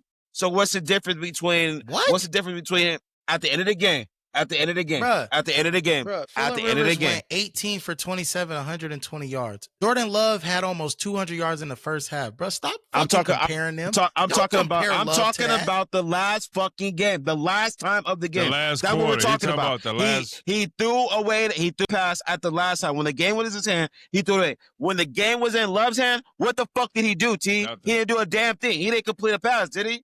He Did he talking about complete the a last. pass? He talking about at the last part of the game. Did he complete He's a pass? comparing the last drive to the last drive. He's The last trying drive. to prove a point that makes no fucking sense, bro. Because you don't want to Phillip listen to Rivers it. threw for 120 yards. You're still talking about that's stats, it. fam. We're not talking about stats. I'm talking about the last part of the game. He's talking about the last drive for Phillip Rivers and the last drive for Jordan Love. The last drive. The last drive. What was it? Did he complete a pass when he had the ball in his hands? That makes Phillip Rivers a great quarterback because Jordan Love. Who the fuck said a great quarterback? Denver. I literally said he had a good game. Defense. Like, I don't understand why we're not saying the Colts defense played a great game because, yeah, Sam Darnold went for 271, but no touchdowns. He had a fumble. The running backs were held in check. I get your point. I get your point. Had a great game. I get your point. I get your point. What you're saying that. And how is Jordan Love catching strays, bro? Like what? I get your point, T. But what he's saying is what I think he's saying. Not that I agree, but I have to listen to what he's saying. What I think he's saying is the last drive when the game was on the line. Jordan Love went 0 for 4 on the passes. He's saying Phillip Rivers, even though he threw an interception, did a better average throw when it came. 0 for 4 versus 2 for 4 or 2 for 5. Is that what you're saying? Is that what you're saying? I'm saying yes. I'm saying they both did the same exact thing when the ball went in their hands. Okay. So again. Because, no. I'm going to just tell you.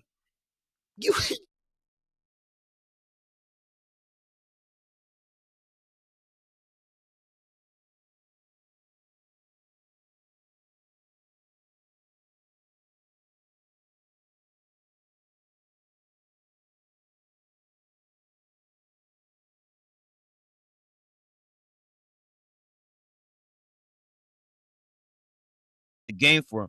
But still, for it to come down to the last drive where he could have won the game and he threw an interception, which happens to fucking damn near everyone, like you can't put on. Like that was a good game for him going up against a top team. Now, it ain't like he played the Raiders. I get what he's saying now. He's saying him walking off the couch, coming in and challenging this other team to a win. It come down to the last possession and they lost. He's saying that the fact that he was able to walk on the field and create this type of atmosphere that he did good. I can agree with that. But I also can say that if they had chose a better option, they'd have had a better chance at winning that game and wouldn't even been that close. That type of game that their defense played, 100%. It wouldn't even been that close. Because here's the thing. To start the second half, let's start there. To start the second half, it was 13-9. You're up. You're winning the game.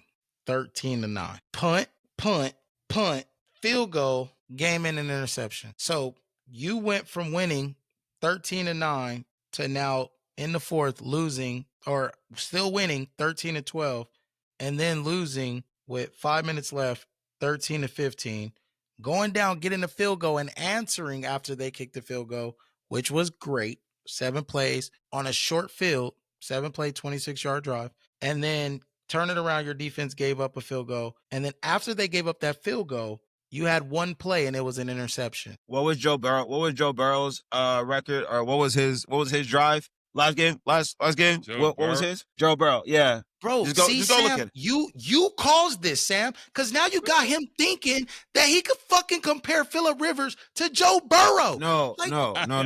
I was about to ask what Joe Burrow got to do with it. Listen, because you guys are missing what I'm saying. Like, you guys keep sitting there saying, well, they could have went and got somebody different. You could have, wait, both of y'all, just listen to me. Y'all both said that they could have went and got somebody a little bit better than Phillip Rivers, right? That could have potentially won the game. Yeah. That's what you're saying, yes. Okay? And so, what I'm saying, I am using star quarterbacks right now that was in the same motherfucking position that Phillip Rivers was in, and they had the same damn outcome. That's all I'm saying. I'm not comparing Joe Burrow to Phillip Rivers. I'm not comparing Jordan Love to Phillip Rivers. I'm just saying they both had. Wait, hold on. Let me finish my statement because y'all keep cutting me off and y'all acting like I don't know what the fuck I'm talking about. but obviously y'all ain't comprehend what I'm saying, right? I'm simply saying. I will tell you don't know. Wait, pause. Because I'm talking. Because again, you had a quarterback in Jordan Love, again, a starter that had the ball with 4 possessions, didn't do shit with. You had Joe Burrow that had the ball, 4th quarter, that threw picks. So again, Sam, what y'all are saying is, oh yeah, you could go get somebody a better option. Those two are a better option than fucking Phillip Rivers, and they didn't do shit with the fucking ball when they had it. So that's what I'm saying. Like, your point is irrelevant because, yeah, you could have went and got a Joe Burrow, quote unquote. But what the fuck he gonna do? He showed you with a Jamar Chase that he has rhythm with. Love showed you. It's all about any given Sunday, fellas. It don't matter. Okay. That's what I'm trying to say. Your points are relevant. Here's why your points are relevant. Hold on, Sam. Here's why your points are relevant. Green Bay beat Seattle 20-7. Bro, we're not talking about Green Bay. We're talking about Seattle's defense. We're talking about what happened last Sunday. Seattle's defense. Last Sunday. Yes. No, last Sunday. It wasn't against Seattle. Last Sunday. It wasn't against Seattle. We don't know. All I know is same defense against same defense. There were 2 completely different outcomes. The Denver Broncos is a completely different defense than the Seattle Seahawks. So just comparing apples to apples here for you. I'm just trying to make it a better comparison for you. You know, I really am, bro. I'm trying to make it a better comparison for you. Game. Like, stop trying to compare this shit. There was the same situation. Don't matter about the game. They were in the same situation. Take me there. Show me what you got. Stop trying to do all the comparison. 20-7. I actually explained your point to him, but you keep saying y'all. Like, I understand your point. Now, just because I understand your point doesn't mean I have to agree with your point. I understand your point. If you break it down to that situation, it doesn't make what we say about they had better options wrong. It doesn't make that. It doesn't make that. So what you're telling me, so if we want to go with your point is Phillip Rivers was the best option in that situation. Let's just say the Colts are 5-0 right now before the trade deadline. And they say, you know what? We just lost Daniels at 5-0. Let's go out and get Phillip Rivers off the couch. Are you saying that would be a better situation at 5-0 than to going to get Joe Burrow or Jordan Love or all these other quarterbacks you're comparing them to for this one-time drive that they messed up? Now, if you can answer that and say, yes, I would choose to go get Phillip Rivers, then I'm through with the conversation.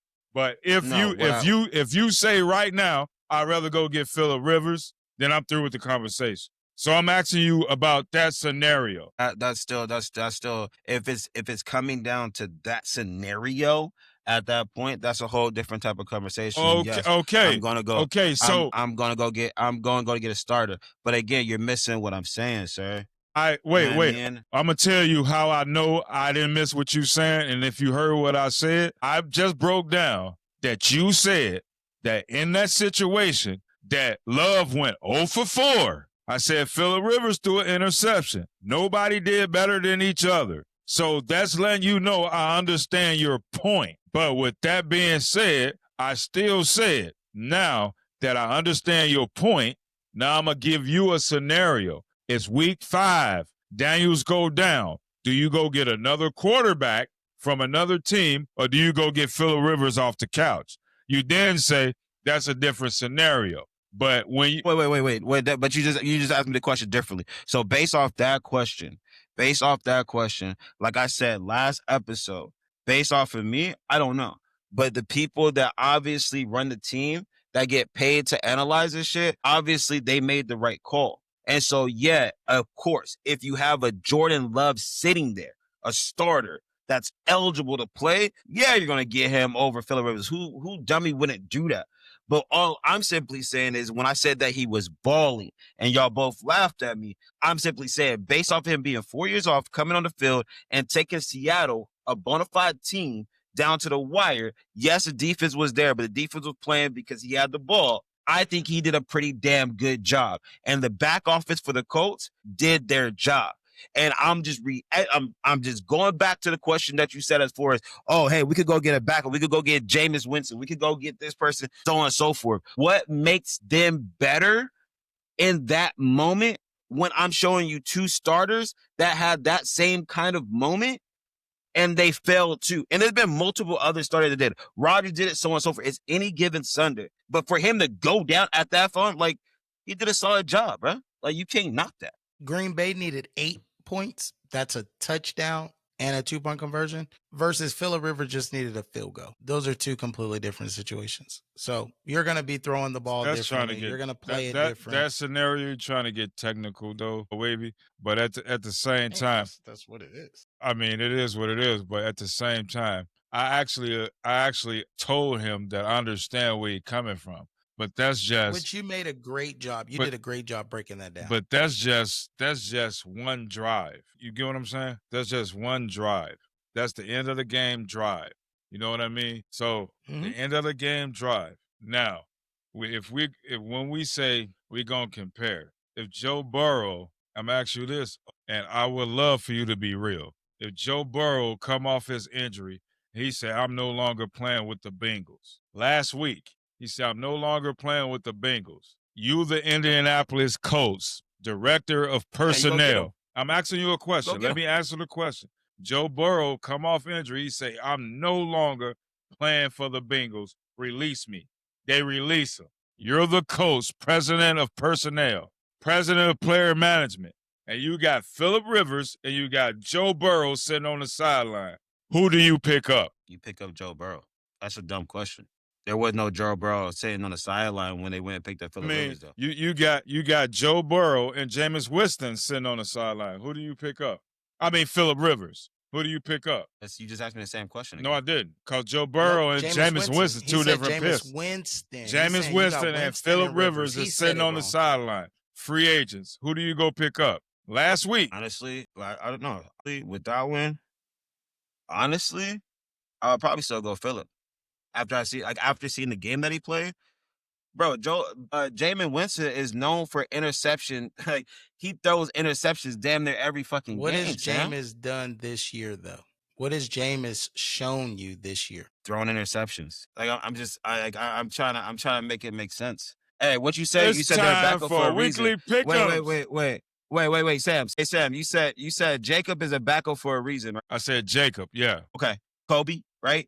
Listen, same reason. He's a backup for a reason, right? Hey, yes. Right? Yes. Okay. So if you're asking me about a backup where his track record is throwing picks late game, right? Or a bona fide actual quarterback that's going into a Hall of Fame that's been out for 4 years, yeah, fuck yeah. Let me go with the Hall of Famer that I know that actually could get the job done. So Phillip Rivers. 5 years on the Hey, if Phillip Rivers got hurt, would you went out and got Brett Favre? I would have went and got Tom Brady. No, I would have went and got Tom Brady. Nobody pulling Tom away from Fox. But I'm just saying, though, since y'all going to ask me some dumbass questions, I'm going to give you a dumbass answer. Yeah, I'm going to get Tom Brady. Hey, I'm just asking. You know what I'm saying? Like, getting Phillip was I'm just saying, that's how I feel. I have a right to say how I feel, and I think that was a bad decision. He managed the game the best he possibly could. If he was still playing today as a backup, I would be like, that's a great decision. You know what I mean? But the fact that he hasn't been on the field for so long, and like the last episode, I said, I don't know if he's been out practicing. I don't know all that. But I do know is quarterbacks on the practice squad. The Colts had a backup that probably hurt, and they had another quarterback on the practice squad behind them two. So you go get somebody off the couch. You're not telling everybody that whoever I picked and put on the practice squad that I'm stupid as your player development person. You're now telling your whole franchise that I don't know what I'm doing because I'm gonna pass up all these quarterbacks that I got actually practicing, and I'm gonna go get somebody off the couch. Would you the guy? No, I wouldn't have. I'd have got somebody that been practicing every week for 12 weeks. I'll just make sure. For the last 15, 16 weeks. I'm going to get them. Somebody been through training camp. Somebody did all these things. That's what I'm going to get. I'm not going to get somebody off the couch. Here's the Winston. Kicker, I'll go get him off the couch. Yeah, you can get a kicker off the couch. A long snapper, I'll go get them off the couch. But I'm not getting the one that's going to maintain my game. But really quick, here's the Jameis Winston that's been playing this year. And this Jameis Winston is 0-2. Yes, 0-2. Jameis Winston lost by 7 to the Green Bay Packers, threw for over 200 yards against Green Bay, and then went in back-to-back weeks to play the Lions and lost that game in overtime by 7 because I think they got the ball, and then the Lions went down and scored a touchdown, and then they couldn't, obviously rally back. But threw for 366 yards that following week with 2 passing TDs against the Detroit Lions, and lost both of those games by 7 on like game-ending, crucial, need a touchdown drives at the end of a game. Took Russell's spot at second back. Correct.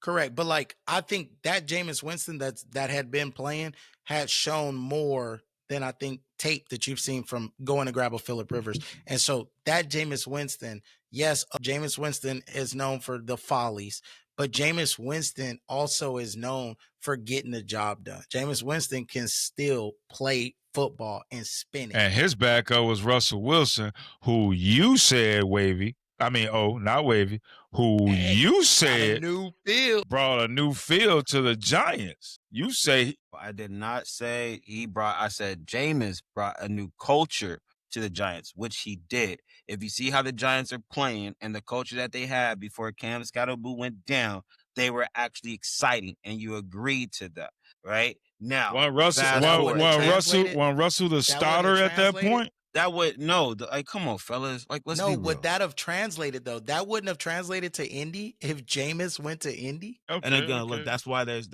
so many teams with different players, and they pick who they want. At the end of the day, I still think that the decision that they made was valid. He didn't have a horrible game. Now, look, I can be honest and say this: like, it happens with every quarterback. When you don't have tape, when you don't have film, when you don't have study, they're gonna go out on the field and they're gonna ball the fuck out. Or they're going to have a good game. I won't say that he balled out because he didn't even go over 200 yards. Didn't have a good game. But this next game, when he plays the 49ers, now that there's going to be tape, there's going to be film and whatnot, if he goes out there and he wins the game, you have to be able to sit back and be like, the back office of the Colts did a good job of process of elimination. They really did. Because, look, I didn't even think about Russell Wilson. They passed his ass up. Right? They passed up a lot of quarterbacks to go and get somebody off the bench or off the couch. And that says a lot, right? Especially for a team that has a shot to actually get into the playoffs. And so, again, you have to respect the minds of a back office and what their job is capable of doing. Again, for the first game, was solid. I'll give him a B+, right? We'll see what he does on the 49ers. And look, if he wins that game, shit, I think that's a hell of a pickup. Sam, somebody said this. You play to win the game, and he didn't. So you can't say that was a good choice by them when, potentially the type of game that defense played. He did give them, he did, for old argument's sake, he did give them a chance to win. He managed the game. I believe somebody could have been out there and did a better job. Yes, I do believe that, but doesn't mean I'm right. What happened when Dylan Gabriel threw a bunch of completions for a little bit of yards? We got on him about, it's just dink and dunk. It's just little passes here and there. He a rookie. Phillip Rivers a whole vet. Why can't he throw the ball down the field? Why does he have 18 completions for 120 yards? That's the thing. So, like, why not get the quarterback that can push the ball down the field? I'm going to say this. I watched this interview with I forget the other name, but it was Talib and a few other people. Aqib Talib? Yeah. And one of the guys was like, I told y'all about the Colts. If you make them one-dimensional, you beat them. If you shut down Taylor, you can beat them. So with that being said, because I didn't watch the game, I just know about the little stats that happened. If they shut Taylor down and then they put everything on Phillip Rivers, he didn't accomplish what needed to be accomplished. Did he manage the game? Did he give him a chance to win? Yes. Did he go above and beyond to put them in a position to win that game? No, because it came down to a field goal. But again, I can agree to disagree in all your cases. I keep telling you, I see your point. In some areas, I agree with. He don't believe you, Sam. I would say this. With the whole 18 passing yards. If you look at 18 completions, 120 yards. 18 completions. If you look at majority, not all. How many yards it was? Majority when you look at majority quarterbacks coming in, whatever the case may be, they don't ever open up the playbook. Usually, most of the time, it's a lot of ding and dunks. That's a lot of quarterbacks when they get dropped in, especially if they haven't been on the team for a long time. Shit, even Shador Sanders, same thing. His first game, it was a lot of dink and dunks. How many And they kept yards did saying, he "Yo, have? open up the playbook, open up the playbook, open up the playbook, open up the playbook, Phillip Rivers, 120. open up the playbook." And so again, when he's only been on the team for a week, 6 yards a he didn't know pass. the playbook that well. He don't know the playbook. Y'all ain't listening to what I'm telling you. I hear, Y'all still acting like he been on the team. I hear you. Like, That's what we trying to like, the tell thing you. is- I mean, yeah, that's what we I trying to get it. tell you. I understand the playbook. I understand the logic of what they did. They didn't want to give him the whole entire playbook to confuse him when he gets on it. That'd have been any fucking quarterback. Even if they put Jameis in there, they're not gonna let Jameis just start throwing Hail Marys and bombs. Like, that's just play coaching. Let's play safe. Let's make sure that we give him in a rhythm, Okay, so that way he gets confident. What you saying? That's it. What you saying right there? What you saying right there? Oh, what you saying right there? So if you bring it, so what you saying? They realize that they picked him up and he can't make these long throws. You just saying No, that, bro. What I'm saying is any quarterback. so he can't throw a 10-yard out. And He can't throw a 15-yard curl. Sam, why would he be nominated for a Hall of Fame, B? All I'm just saying is Because of what he used to can do team. versus what he Okay, can. but he only had a couple days with the team. You can't throw the whole fucking playbook at him and then think that he's gonna be able to run it. Dog, Give him Hey, some time. But I'm gonna ask you this about you. I'm gonna ask this about you. Can you play quarterback at a turkey bowl? You can, right? Is there a problem with you throwing a 10-yard out? Is there a problem with you throwing a 15-yard in? Is there a problem with you throwing a slant? Is there a problem with you doing that? And you're not a Hall of Famer. Is there a problem with you going hike 1, 2, 3? He cutting in now here. Is there a problem with you doing that? Now he's a Hall of Famer. You gonna limit him? He's a Hall of Fame candidate. You gonna limit him? He going to the Hall. You gonna limit? Yeah, but he's a Hall of Fame candidate. But you gonna limit him to a 6-yard screen, 6 yard here, a tight end 6 yard. You gonna limit him to that? When he, Not to mention the reason you went to pick him up was because he's been in this offense before. So again, it doesn't make sense because the reason they said they're getting him is they're familiar with him. He's familiar with them. That was the buildup to it. So it's like, okay, so how familiar are we, or why don't we give him more? Do we not think this veteran can take it? Because we've seen people come in and start after 2 or 3 days, 2 or 3 games, and they've balled out. Baker's done it. Like, it's so that's all we're saying is they literally built this on they're familiar with them. That was why hey, Flacco left Cleveland and went and did better than Joe Burrow since he been back. And he was never in their system. That's the only thing. So I mean, yes, while we understand, And because I was offended by you saying that we trying to say you dumb, I was offended by that. Yeah, like I'm sorry. I said you don't know what you're talking about, but like, no. Frustration is a point that I'm making. Y'all overlooking. No, we're not. How can I overlook something when I say I understand and then I explain it to somebody else what you're saying? You explain that part, right? You explain that part. But I'm saying, like, when it comes like to dinking and dunking, you could look at multiple starters in the NFL. They do that. Like, they don't open up the playbook. And there's a lot of sports commentators that get mad because they don't. Hey, that'd be their 4th and 5th option. Wait, but hold on.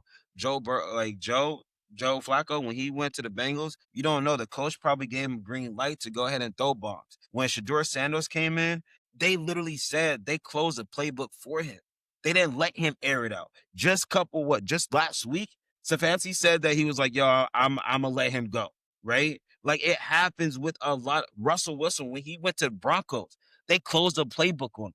Like, it just happens because they want to make sure that, one, you get your confidence, you get the rhythm with the wide receivers, you get the connection. He's only been there for 7 days. He was hating on Russell. Like, and he was hating on Shador too. Let him get okay. But what I'm gonna say to that, let's go to that. But what I'm gonna say to that though, if I bring in a quarterback that's been playing the game and I don't open the playbook up to him, I'm gonna give him 3 options in my playbook. I'm not gonna give him 4 and 5.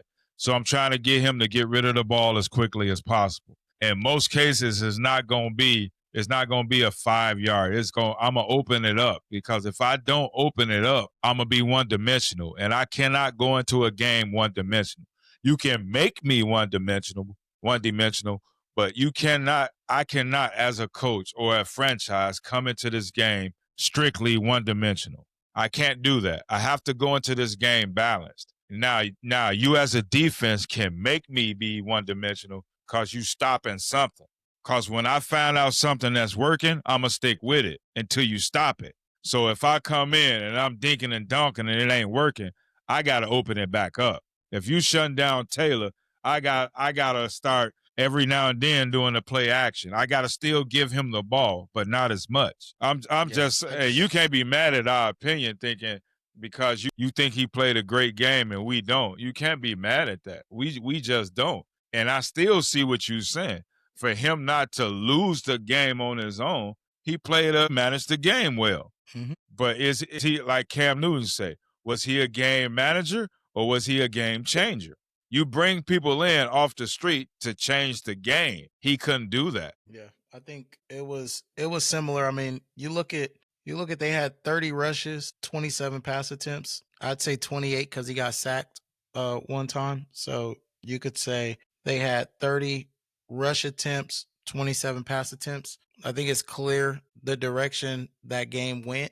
And again, if Seattle has a bigger game, like I think you see this game plan go out the window. But again, they were up, so they were able to run the ball. I think they were able to control the game in a manner of run the ball 3 or 4 times with Taylor, throw the ball, dink and dunk 1 or 2 times. Obviously, this probably played out a little differently just because of the way the game went, them being up, them going down and getting the field goals, the early touchdowns, stuff like that. But yeah, I think you probably are like, let's see what shape Phillips in, and let's go from there. But I don't think anybody can be either side. You can't be mad. I mean, as a Colts fan, you can look at this as, I mean, I think we win if we go get somebody else, but you lose by 2.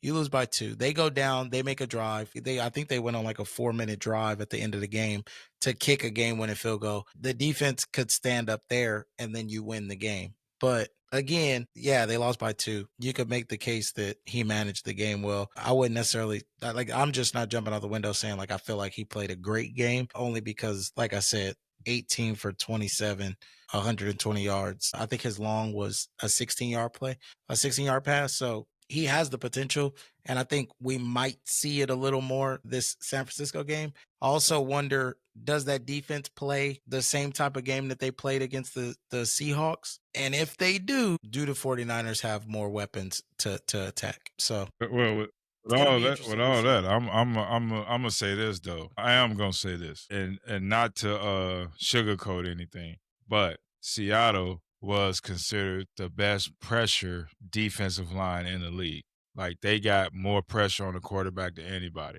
For him to come in off the couch and it be that close says a lot. With that being said, I still think there were better options out there. That's just my opinion. That's why I'm not a player coach or player manager in the NFL, because that's just my opinion.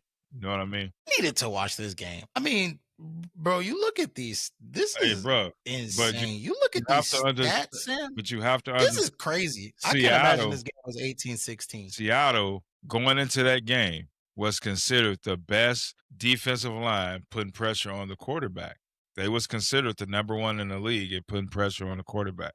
For him to survive that game coming off the couch says a lot. Do I think somebody else would have been in there and been better? I do feel that way, but doesn't mean I'm right. That's just my opinion. Sam Darnold went 22 for 36, 271 yards, only took 1 sack. I mean, the running back, you had 31, 17, and 5 rushing yards.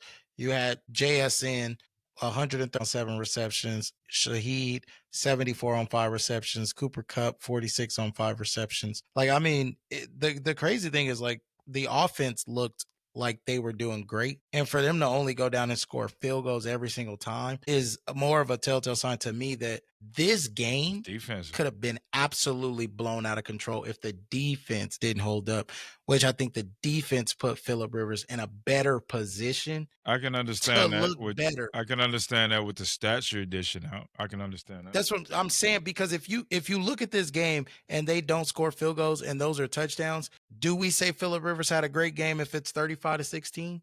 I mean, If it's if it was like that's the like that game, if you was a look at this fifth, is crazy. I'd be drunk, brother.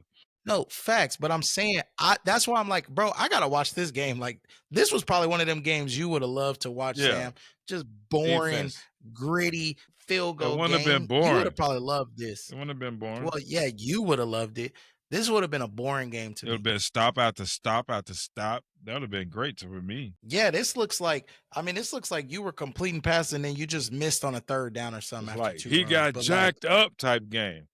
this is crazy. I look at these stats and bro, everybody got busy. This was one of them games where you just mad your player didn't get a touchdown. Yeah, So, I would be mad at that but if I was But real. yeah, I mean, as we talk about like the Seahawks and stuff, though, I mean, you look at the NFC picture. Like I said, I think the NFC picture. There's more teams in more divisions. Like, I think there's only one division that has 3 teams that are alive. I mean, you look at the NFC West. You look at the NFC North. We still all have 3 teams alive that can make the playoffs. And as you look across the AFC South, I mean, shoot, the AFC South probably got their whole division that could get in there. I'm joking. Their entire division can't. Only one can is Atlanta. Yeah, I think Atlanta is the only one because they still have division games against the others. So I think they're the only one. But as you go and you just look across, I mean, as you take a look at where the not the Saints, I'm sorry, where the Falcons, and you take a look at where the Carolina Panthers, and you take a look at where Tampa is, obviously the Panthers played Tampa 2 out of their 3 last games. So I think that's where you get the division. You get the division decided is going to be those 2 games, because I do think it's only a race between those 2. And only thing that I think Atlanta is hoping for is that they split, because that's the only way, if Atlanta wins out, that Atlanta could leapfrog them. You know what I'm saying? New Orleans eliminated. Yeah, New Orleans is eliminated.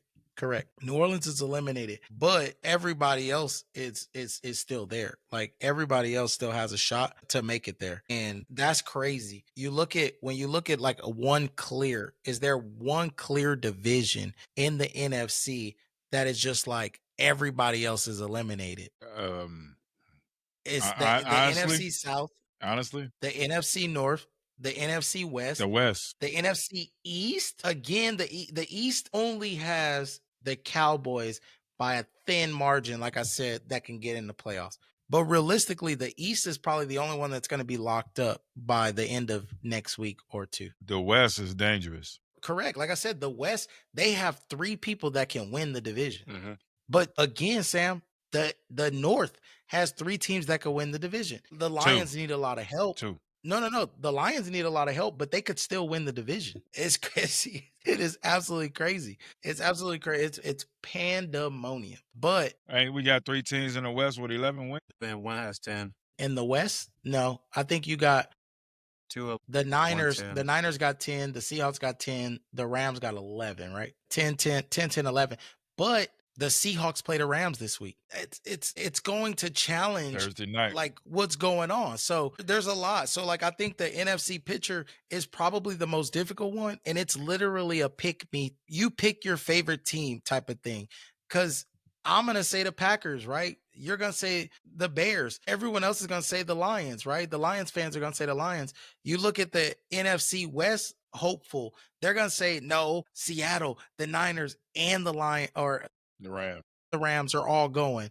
And it's like, well, I mean, if the Seahawks lose and the Packers beat the Bears and the Lions win their game, if Seattle doesn't win another game, Seattle becomes in trouble if Detroit can win out, because you can still get 3 people from the NFC North in, but there has to be a major collapse from a team in the West, because the only way somebody lets the Lions in is the Seahawks or the Niners collapse. And y'all play the Niners. Y'all still play the Niners this year. You know what I'm saying? So it could happen. One of them teams can collapse, but it would likely have to be the Niners that is the team that collapses, because I think the Seahawks avoid any real tough games outside of the Rams. I think the Seahawks might avoid any super tough games against the remaining opponents. Let me just double check that, because the Seahawks, shoot, they might have a tougher damn schedule.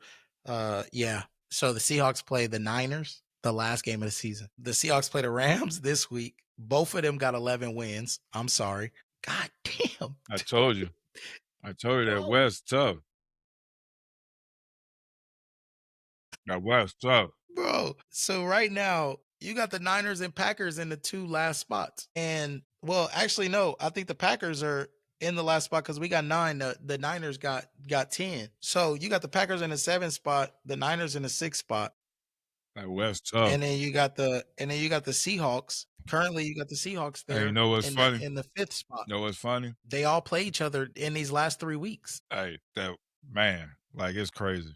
They set this year up really well. Well, they normally do, though, and they do it with the division games. But this time, some of these conference games are great because you got Rams and Seahawks. You got Seahawks Panthers. That plays a part against the Bucks, right?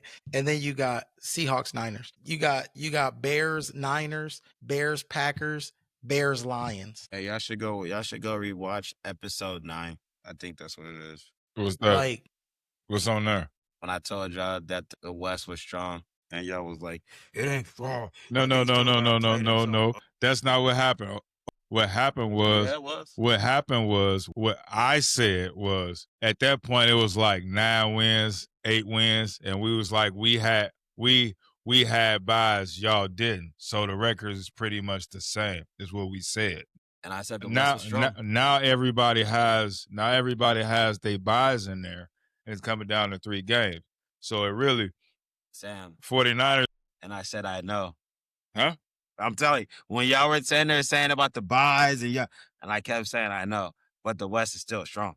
I mean, I said it like 3 times. I mean, they strong. They strong. I just said they strong, but it's 3 teams. Like, it's 3 teams. The only difference now is the Lions don't got 10 wins, but we got 10. Green Bay got 9. Lions got 8. So we 1 game behind. Like, well, the Lions 2 games behind. But and to start the season, I mean, you the only one shitted on the West. Said the Seahawks ain't gonna be shit. 49ers ain't shit. And I ate crow that same episode, and I said, I was wrong. I said, don't sleep on the 49ers.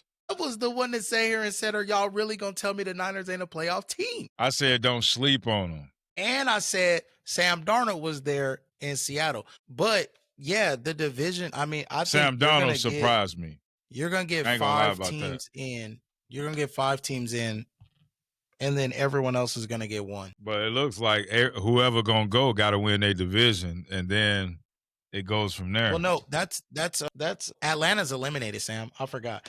Atlanta is eliminated. There's no hope for them to come back. So it's a 2-legged race. So you got Tampa and Carolina. And I said Carolina's going to overtake.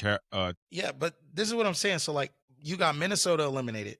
That's it. Washington, the Giants eliminated. Atlanta, New Orleans eliminated. Cardinals eliminated. That's it.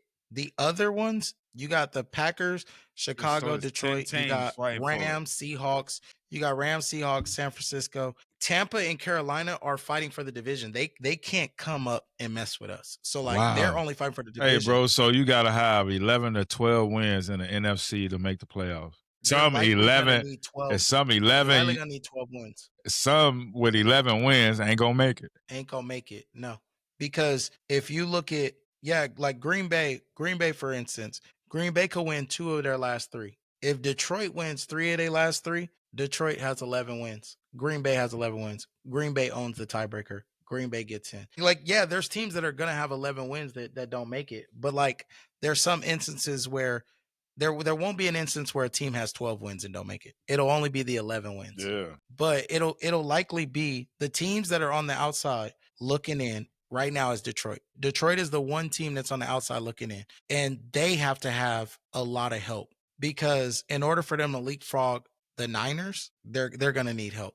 But one of the biggest things for them is y'all can help them. Because if y'all can beat the Niners, y'all help them make up a game. And then the Niners have to play the Seahawks. And the Seahawks are going to be fighting to maintain a number 5 spot as opposed to going down to a number 7 spot. So the Seahawks can help the Lions. If the Niners lose 2 games, they only have 11 wins. And it starts to get crazy from there because I don't think they played the Lions. Nope, they didn't play the Lions. So it's going to be absolutely insane, Sam. But somebody could have 11 wins and not win, not make it to the playoffs. It's time, dog. It's time. Yeah, but it is. It's time, brother, because, yeah, this playoff structure and who wants to win the NFC South, man, like there's a 2-legged race. Neither one of them want to win. Hell, if they didn't play each other, they might both lose all 3 games. Let's go over last week, brother. But let's get the weekly. Let's get the weekly pick'ems, man. Let's get to the weekly pick'ems. Let's recap. Yeah, let's do that. Oh my God. You don't want to hear that, what do a you? Terrible week. What a terrible week. So let's recap week 15 and then we'll roll into week 16. Let's go. Week 15 had Falcons, Bucks, Vikings, Cowboys, Dolphins, Steelers. Obviously, went with every single away team, basically trying to stay away from our picks. And God damn it, the first 2 games went 2-0. Came through. Falcons upset the Bucks, and the Vikings put belt to ass on the Cowboys. Fortunately, the Dolphins just couldn't get it done, and they lost to the Steelers. And that was the one win you got, Sam. Got 2 wins, and I went 0 for 3 this week. So 0 for 3 for me. Sam 1-3, 2-1. The standings, both myself and Sam, 28-24. Has the opposite, 24-28. So still a tight race. Wait a minute. Octavius You was 1 game above me last week, right? I was 1 game above you, yeah. And now you won 1, I missed 2. I mean, I didn't win any. Okay. And you won 1, so we tied. Okay. Yes, I was beating you, brother. Yes, new leader. We had a new leader. But now, here we go. Another chance to make some moves. You only back 4 now. Sam, we tied. We got a slate of 5 games. 5 games this week. So this could be interesting. And here we are, guys. Week 16. I'm going last. You might not like it. Weekly pick'ems. Thursday night, you got the Rams at the Seahawks. Division NFC West. Who you taking? Seahawks. My heart's telling me the Rams. Rams been on a tear right now. Right now, my heart's saying go. I think the Rams beat them. Or no, the Seahawks upset, I think. I think the Seahawks upset them. It was when they were on a tear, and I think the Seahawks. Nope, the Rams won 21-19. There it is. 21-19. Damn, a 2-point game. Is taking the Rams. I really don't want to. I kind of really want to go to Seahawks, but I'm going to go Rams. Is taking the Rams. This is absolutely an insane game. And it's going to be a tough division game. And it's really, really hard for me to pick this. I got to go with my gut here, though. And I got Rams sweeping the Seahawks here. Getting to 12 wins. Getting closer to locking up their division. I'm going. What do you say, Sam? I'm going with the MVP of the league right now at quarterback. Matthew Stafford. Matthew Stafford. I'm going Rams as well. Hey, so all 3 of us are on the Rams. We've had a history here, guys, of not picking Thursday right when we all go there. Hey, all I'm going to tell you is Seattle got exposed against the Colts. Yeah, I mean, that ball bounced a different way a couple times. All right, Saturday night, we got the Eagles versus Commanders. Where you at, gonna take the Eagles? I'm gonna take the Eagles also. I don't believe in the Commanders. Yeah, I'm really thinking about changing this to pick. Like I feel Seahawks cool. Hey, I really feel like Seahawks going upset. Hey, you got 3 more picks to change it, but with the Eagles and the Commanders, Daniel's done for the year. Daniel's a shutdown. And for that fan, you got Mariota. Yeah, for that fans out there, Mariota. Yeah, I got up on the mic just for that one. I know his name is Marcus for you out there, but I don't trust Mariota like that. So I'm going. What if you call him? When he was saying he's out there as a backup. Yeah. He's a backup they could pick up. Listen, we don't call backups their real names, okay? That's why I ain't say it because of that. I'm just saying Mars because he's not on the planet. He's a backup. That's why I said Mariota. So I'm going Eagles. All right, Sam is going Eagles. Now let's get to business. Wait. Hey, change my pick, bro. I like my heart is just saying Seahawks. Like Rams is just doing too much. Give me Seahawks. for the first game. The Rams are doing too much. They're both doing the exact same thing. They're both 11-3. Yeah, but the Rams are blowing teams the fuck out. Is what I mean. That wide receiver ain't nobody been talking about. Devontae Adams over there kicking it. Everybody been talking about Devontae, but Devontae pulled his hamstring. Still ain't. You gave me Seahawks, right? Seattle for the first game? Yeah, I gave you Seahawks. Yes. Oh, I'll change your pick and we'll give you Seattle. Well, we on next one. Next game, the Green Bay Packers at the Chicago Bears. This is Saturday night football. You the only one got to pick this. Yeah. Where are you going? Pick a side and stay there. I'll drink to that. I don't know, man. It's gonna be a tough one. I feel like the Bears are riding high right now, and because a lot of injuries on Packers, they might overlook them in a way. But I know they got that revenge as well too. It's gonna be a Jordan Love game to see if he break out or not. I'm gonna be real with you. Jordan Love can't ball the fuck out when he needs to, and I think he's a better quarterback than Caleb. I do. Sound like you going Green Bay. It finally sounded like he's spitting some truth, is what it sound like. That actually made sense to me. I don't know. You just got a lot of pieces that's missing to you. And fucking Pack and Bears can run the fucking ball. And you don't got no D. So I'm gonna go Chicago this one. I gotta go Chicago. Smartest choice so he ever again, made. Well, no, Sam, actually it's not, because 2 weeks ago he made that same choice. And I won. Lightning, I'll happily lone wolf. Lightning don't strike the same place. I will happily lone wolf. You absolutely right, Sam. We're not going to be in Green Bay again. So you're right. It doesn't strike twice in the same place. It will strike in Chicago like it struck in Green Bay. I'm taking the Packers. We knew that's that an already. Easy one for Next. me. Where you at, Sam? You know, the people got to hear it. I'm going the Bears. I'll happily lone wolf this one. More traditional now. Sunday night football. Shit. New England Patriots at the Baltimore Ravens. Where are you going up? It's life or death for Baltimore, bro.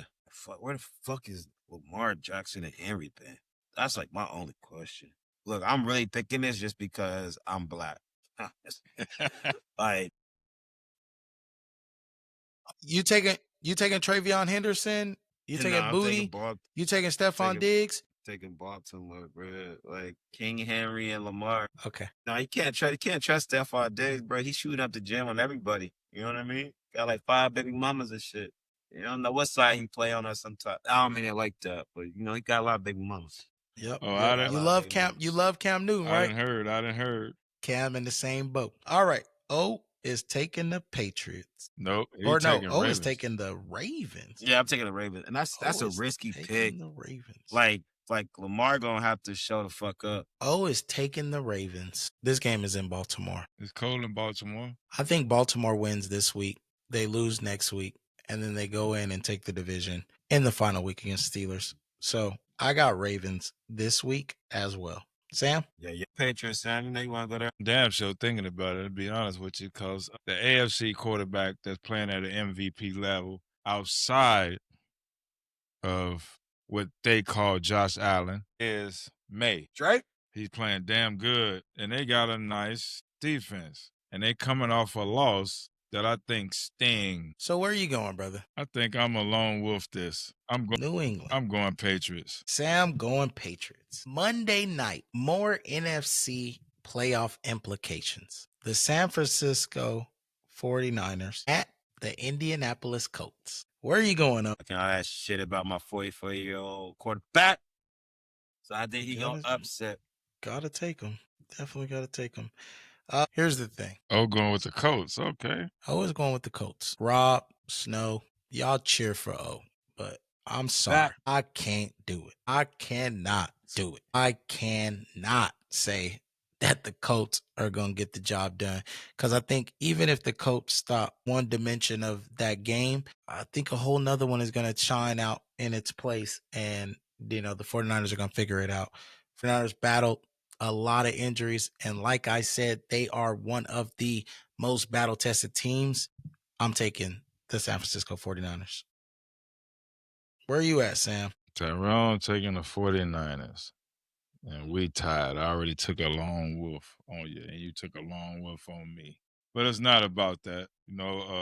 I kind of thought about this one. So like I said, Seattle got exposed. I think Indianapolis got exposed too last week. And with that being said, I agree with you, 49ers is one of, not T. I agree with you on that. 49ers is one of the most, out of the last 10 years to me, as the most battle-tested team out there. I'm going 49ers. I can't put it past Shanahan, who should be coach of the year. Even though I got Ben in Chicago, I think Shanahan losing his defensive end, the best linebacker in the game, Purdy for most of the year, Ayuk sitting out, all these things, all key players, and he's pushing for the playoffs. With all that being said, 49ers. Only 4 losses Yeah. with all of that. Yeah, and not even knowing if McCaffrey gonna stay healthy the full season. I mean, that's a lot. That And you said he wouldn't. I say he wouldn't. I say he wouldn't. I didn't believe it, but at the same time, losing a dude to Washington. I forget his name. I would remember it if he was still in San Francisco. Debo Samuel. Yeah, Debo. So losing Debo, Ayuk not there, Purdy down for most of the year, Warner gone. They pass rusher up. He went out beginning of the year. Like all of that, Bears been dealing with their injuries and everything too. Ben Johnson is, I'm still going to say, next to Lovie Smith, was the best coach outside of Mike Dicker we didn't had in a while. So those are my 3 coaches there. Shanahan, man, doing a hell of a job with the circumstances. 100%. So let's recap. So we got Thursday, right? Rams, Seahawks. Oh, Myself and Sam took the Rams. O switched his pick and he lone wolfing with the Seahawks. Saturday, we got 2 games. Eagles, Commanders. All 3 of us on the Eagles. Packers, Bears. Another week, another win. I'm lone wolfing it, taking the Packers. Sam and O got the Bears. Sunday night, you got Patriots at Ravens. Myself and O believe Lamar Jackson gets it done. Patriots fall. Sam took the Patriots on a lone wolf. And then Monday night, the San Francisco 49ers versus the Indianapolis Colts. Myself and Sam say 49ers resiliency gets it done. And O believes the Colts locked down and the full man Phillip Rivers gets the job done. Ladies and gentlemen, that'll do it. That is week 16 pick'em. That is going to do it for episode 24. Toast to the Sagittarius. happy birthday. Toast to the To the Packers. Sags and the December babies. All the December babies. Cheers. Love And you. November. You might not like it. Like and subscribe, baby. We out.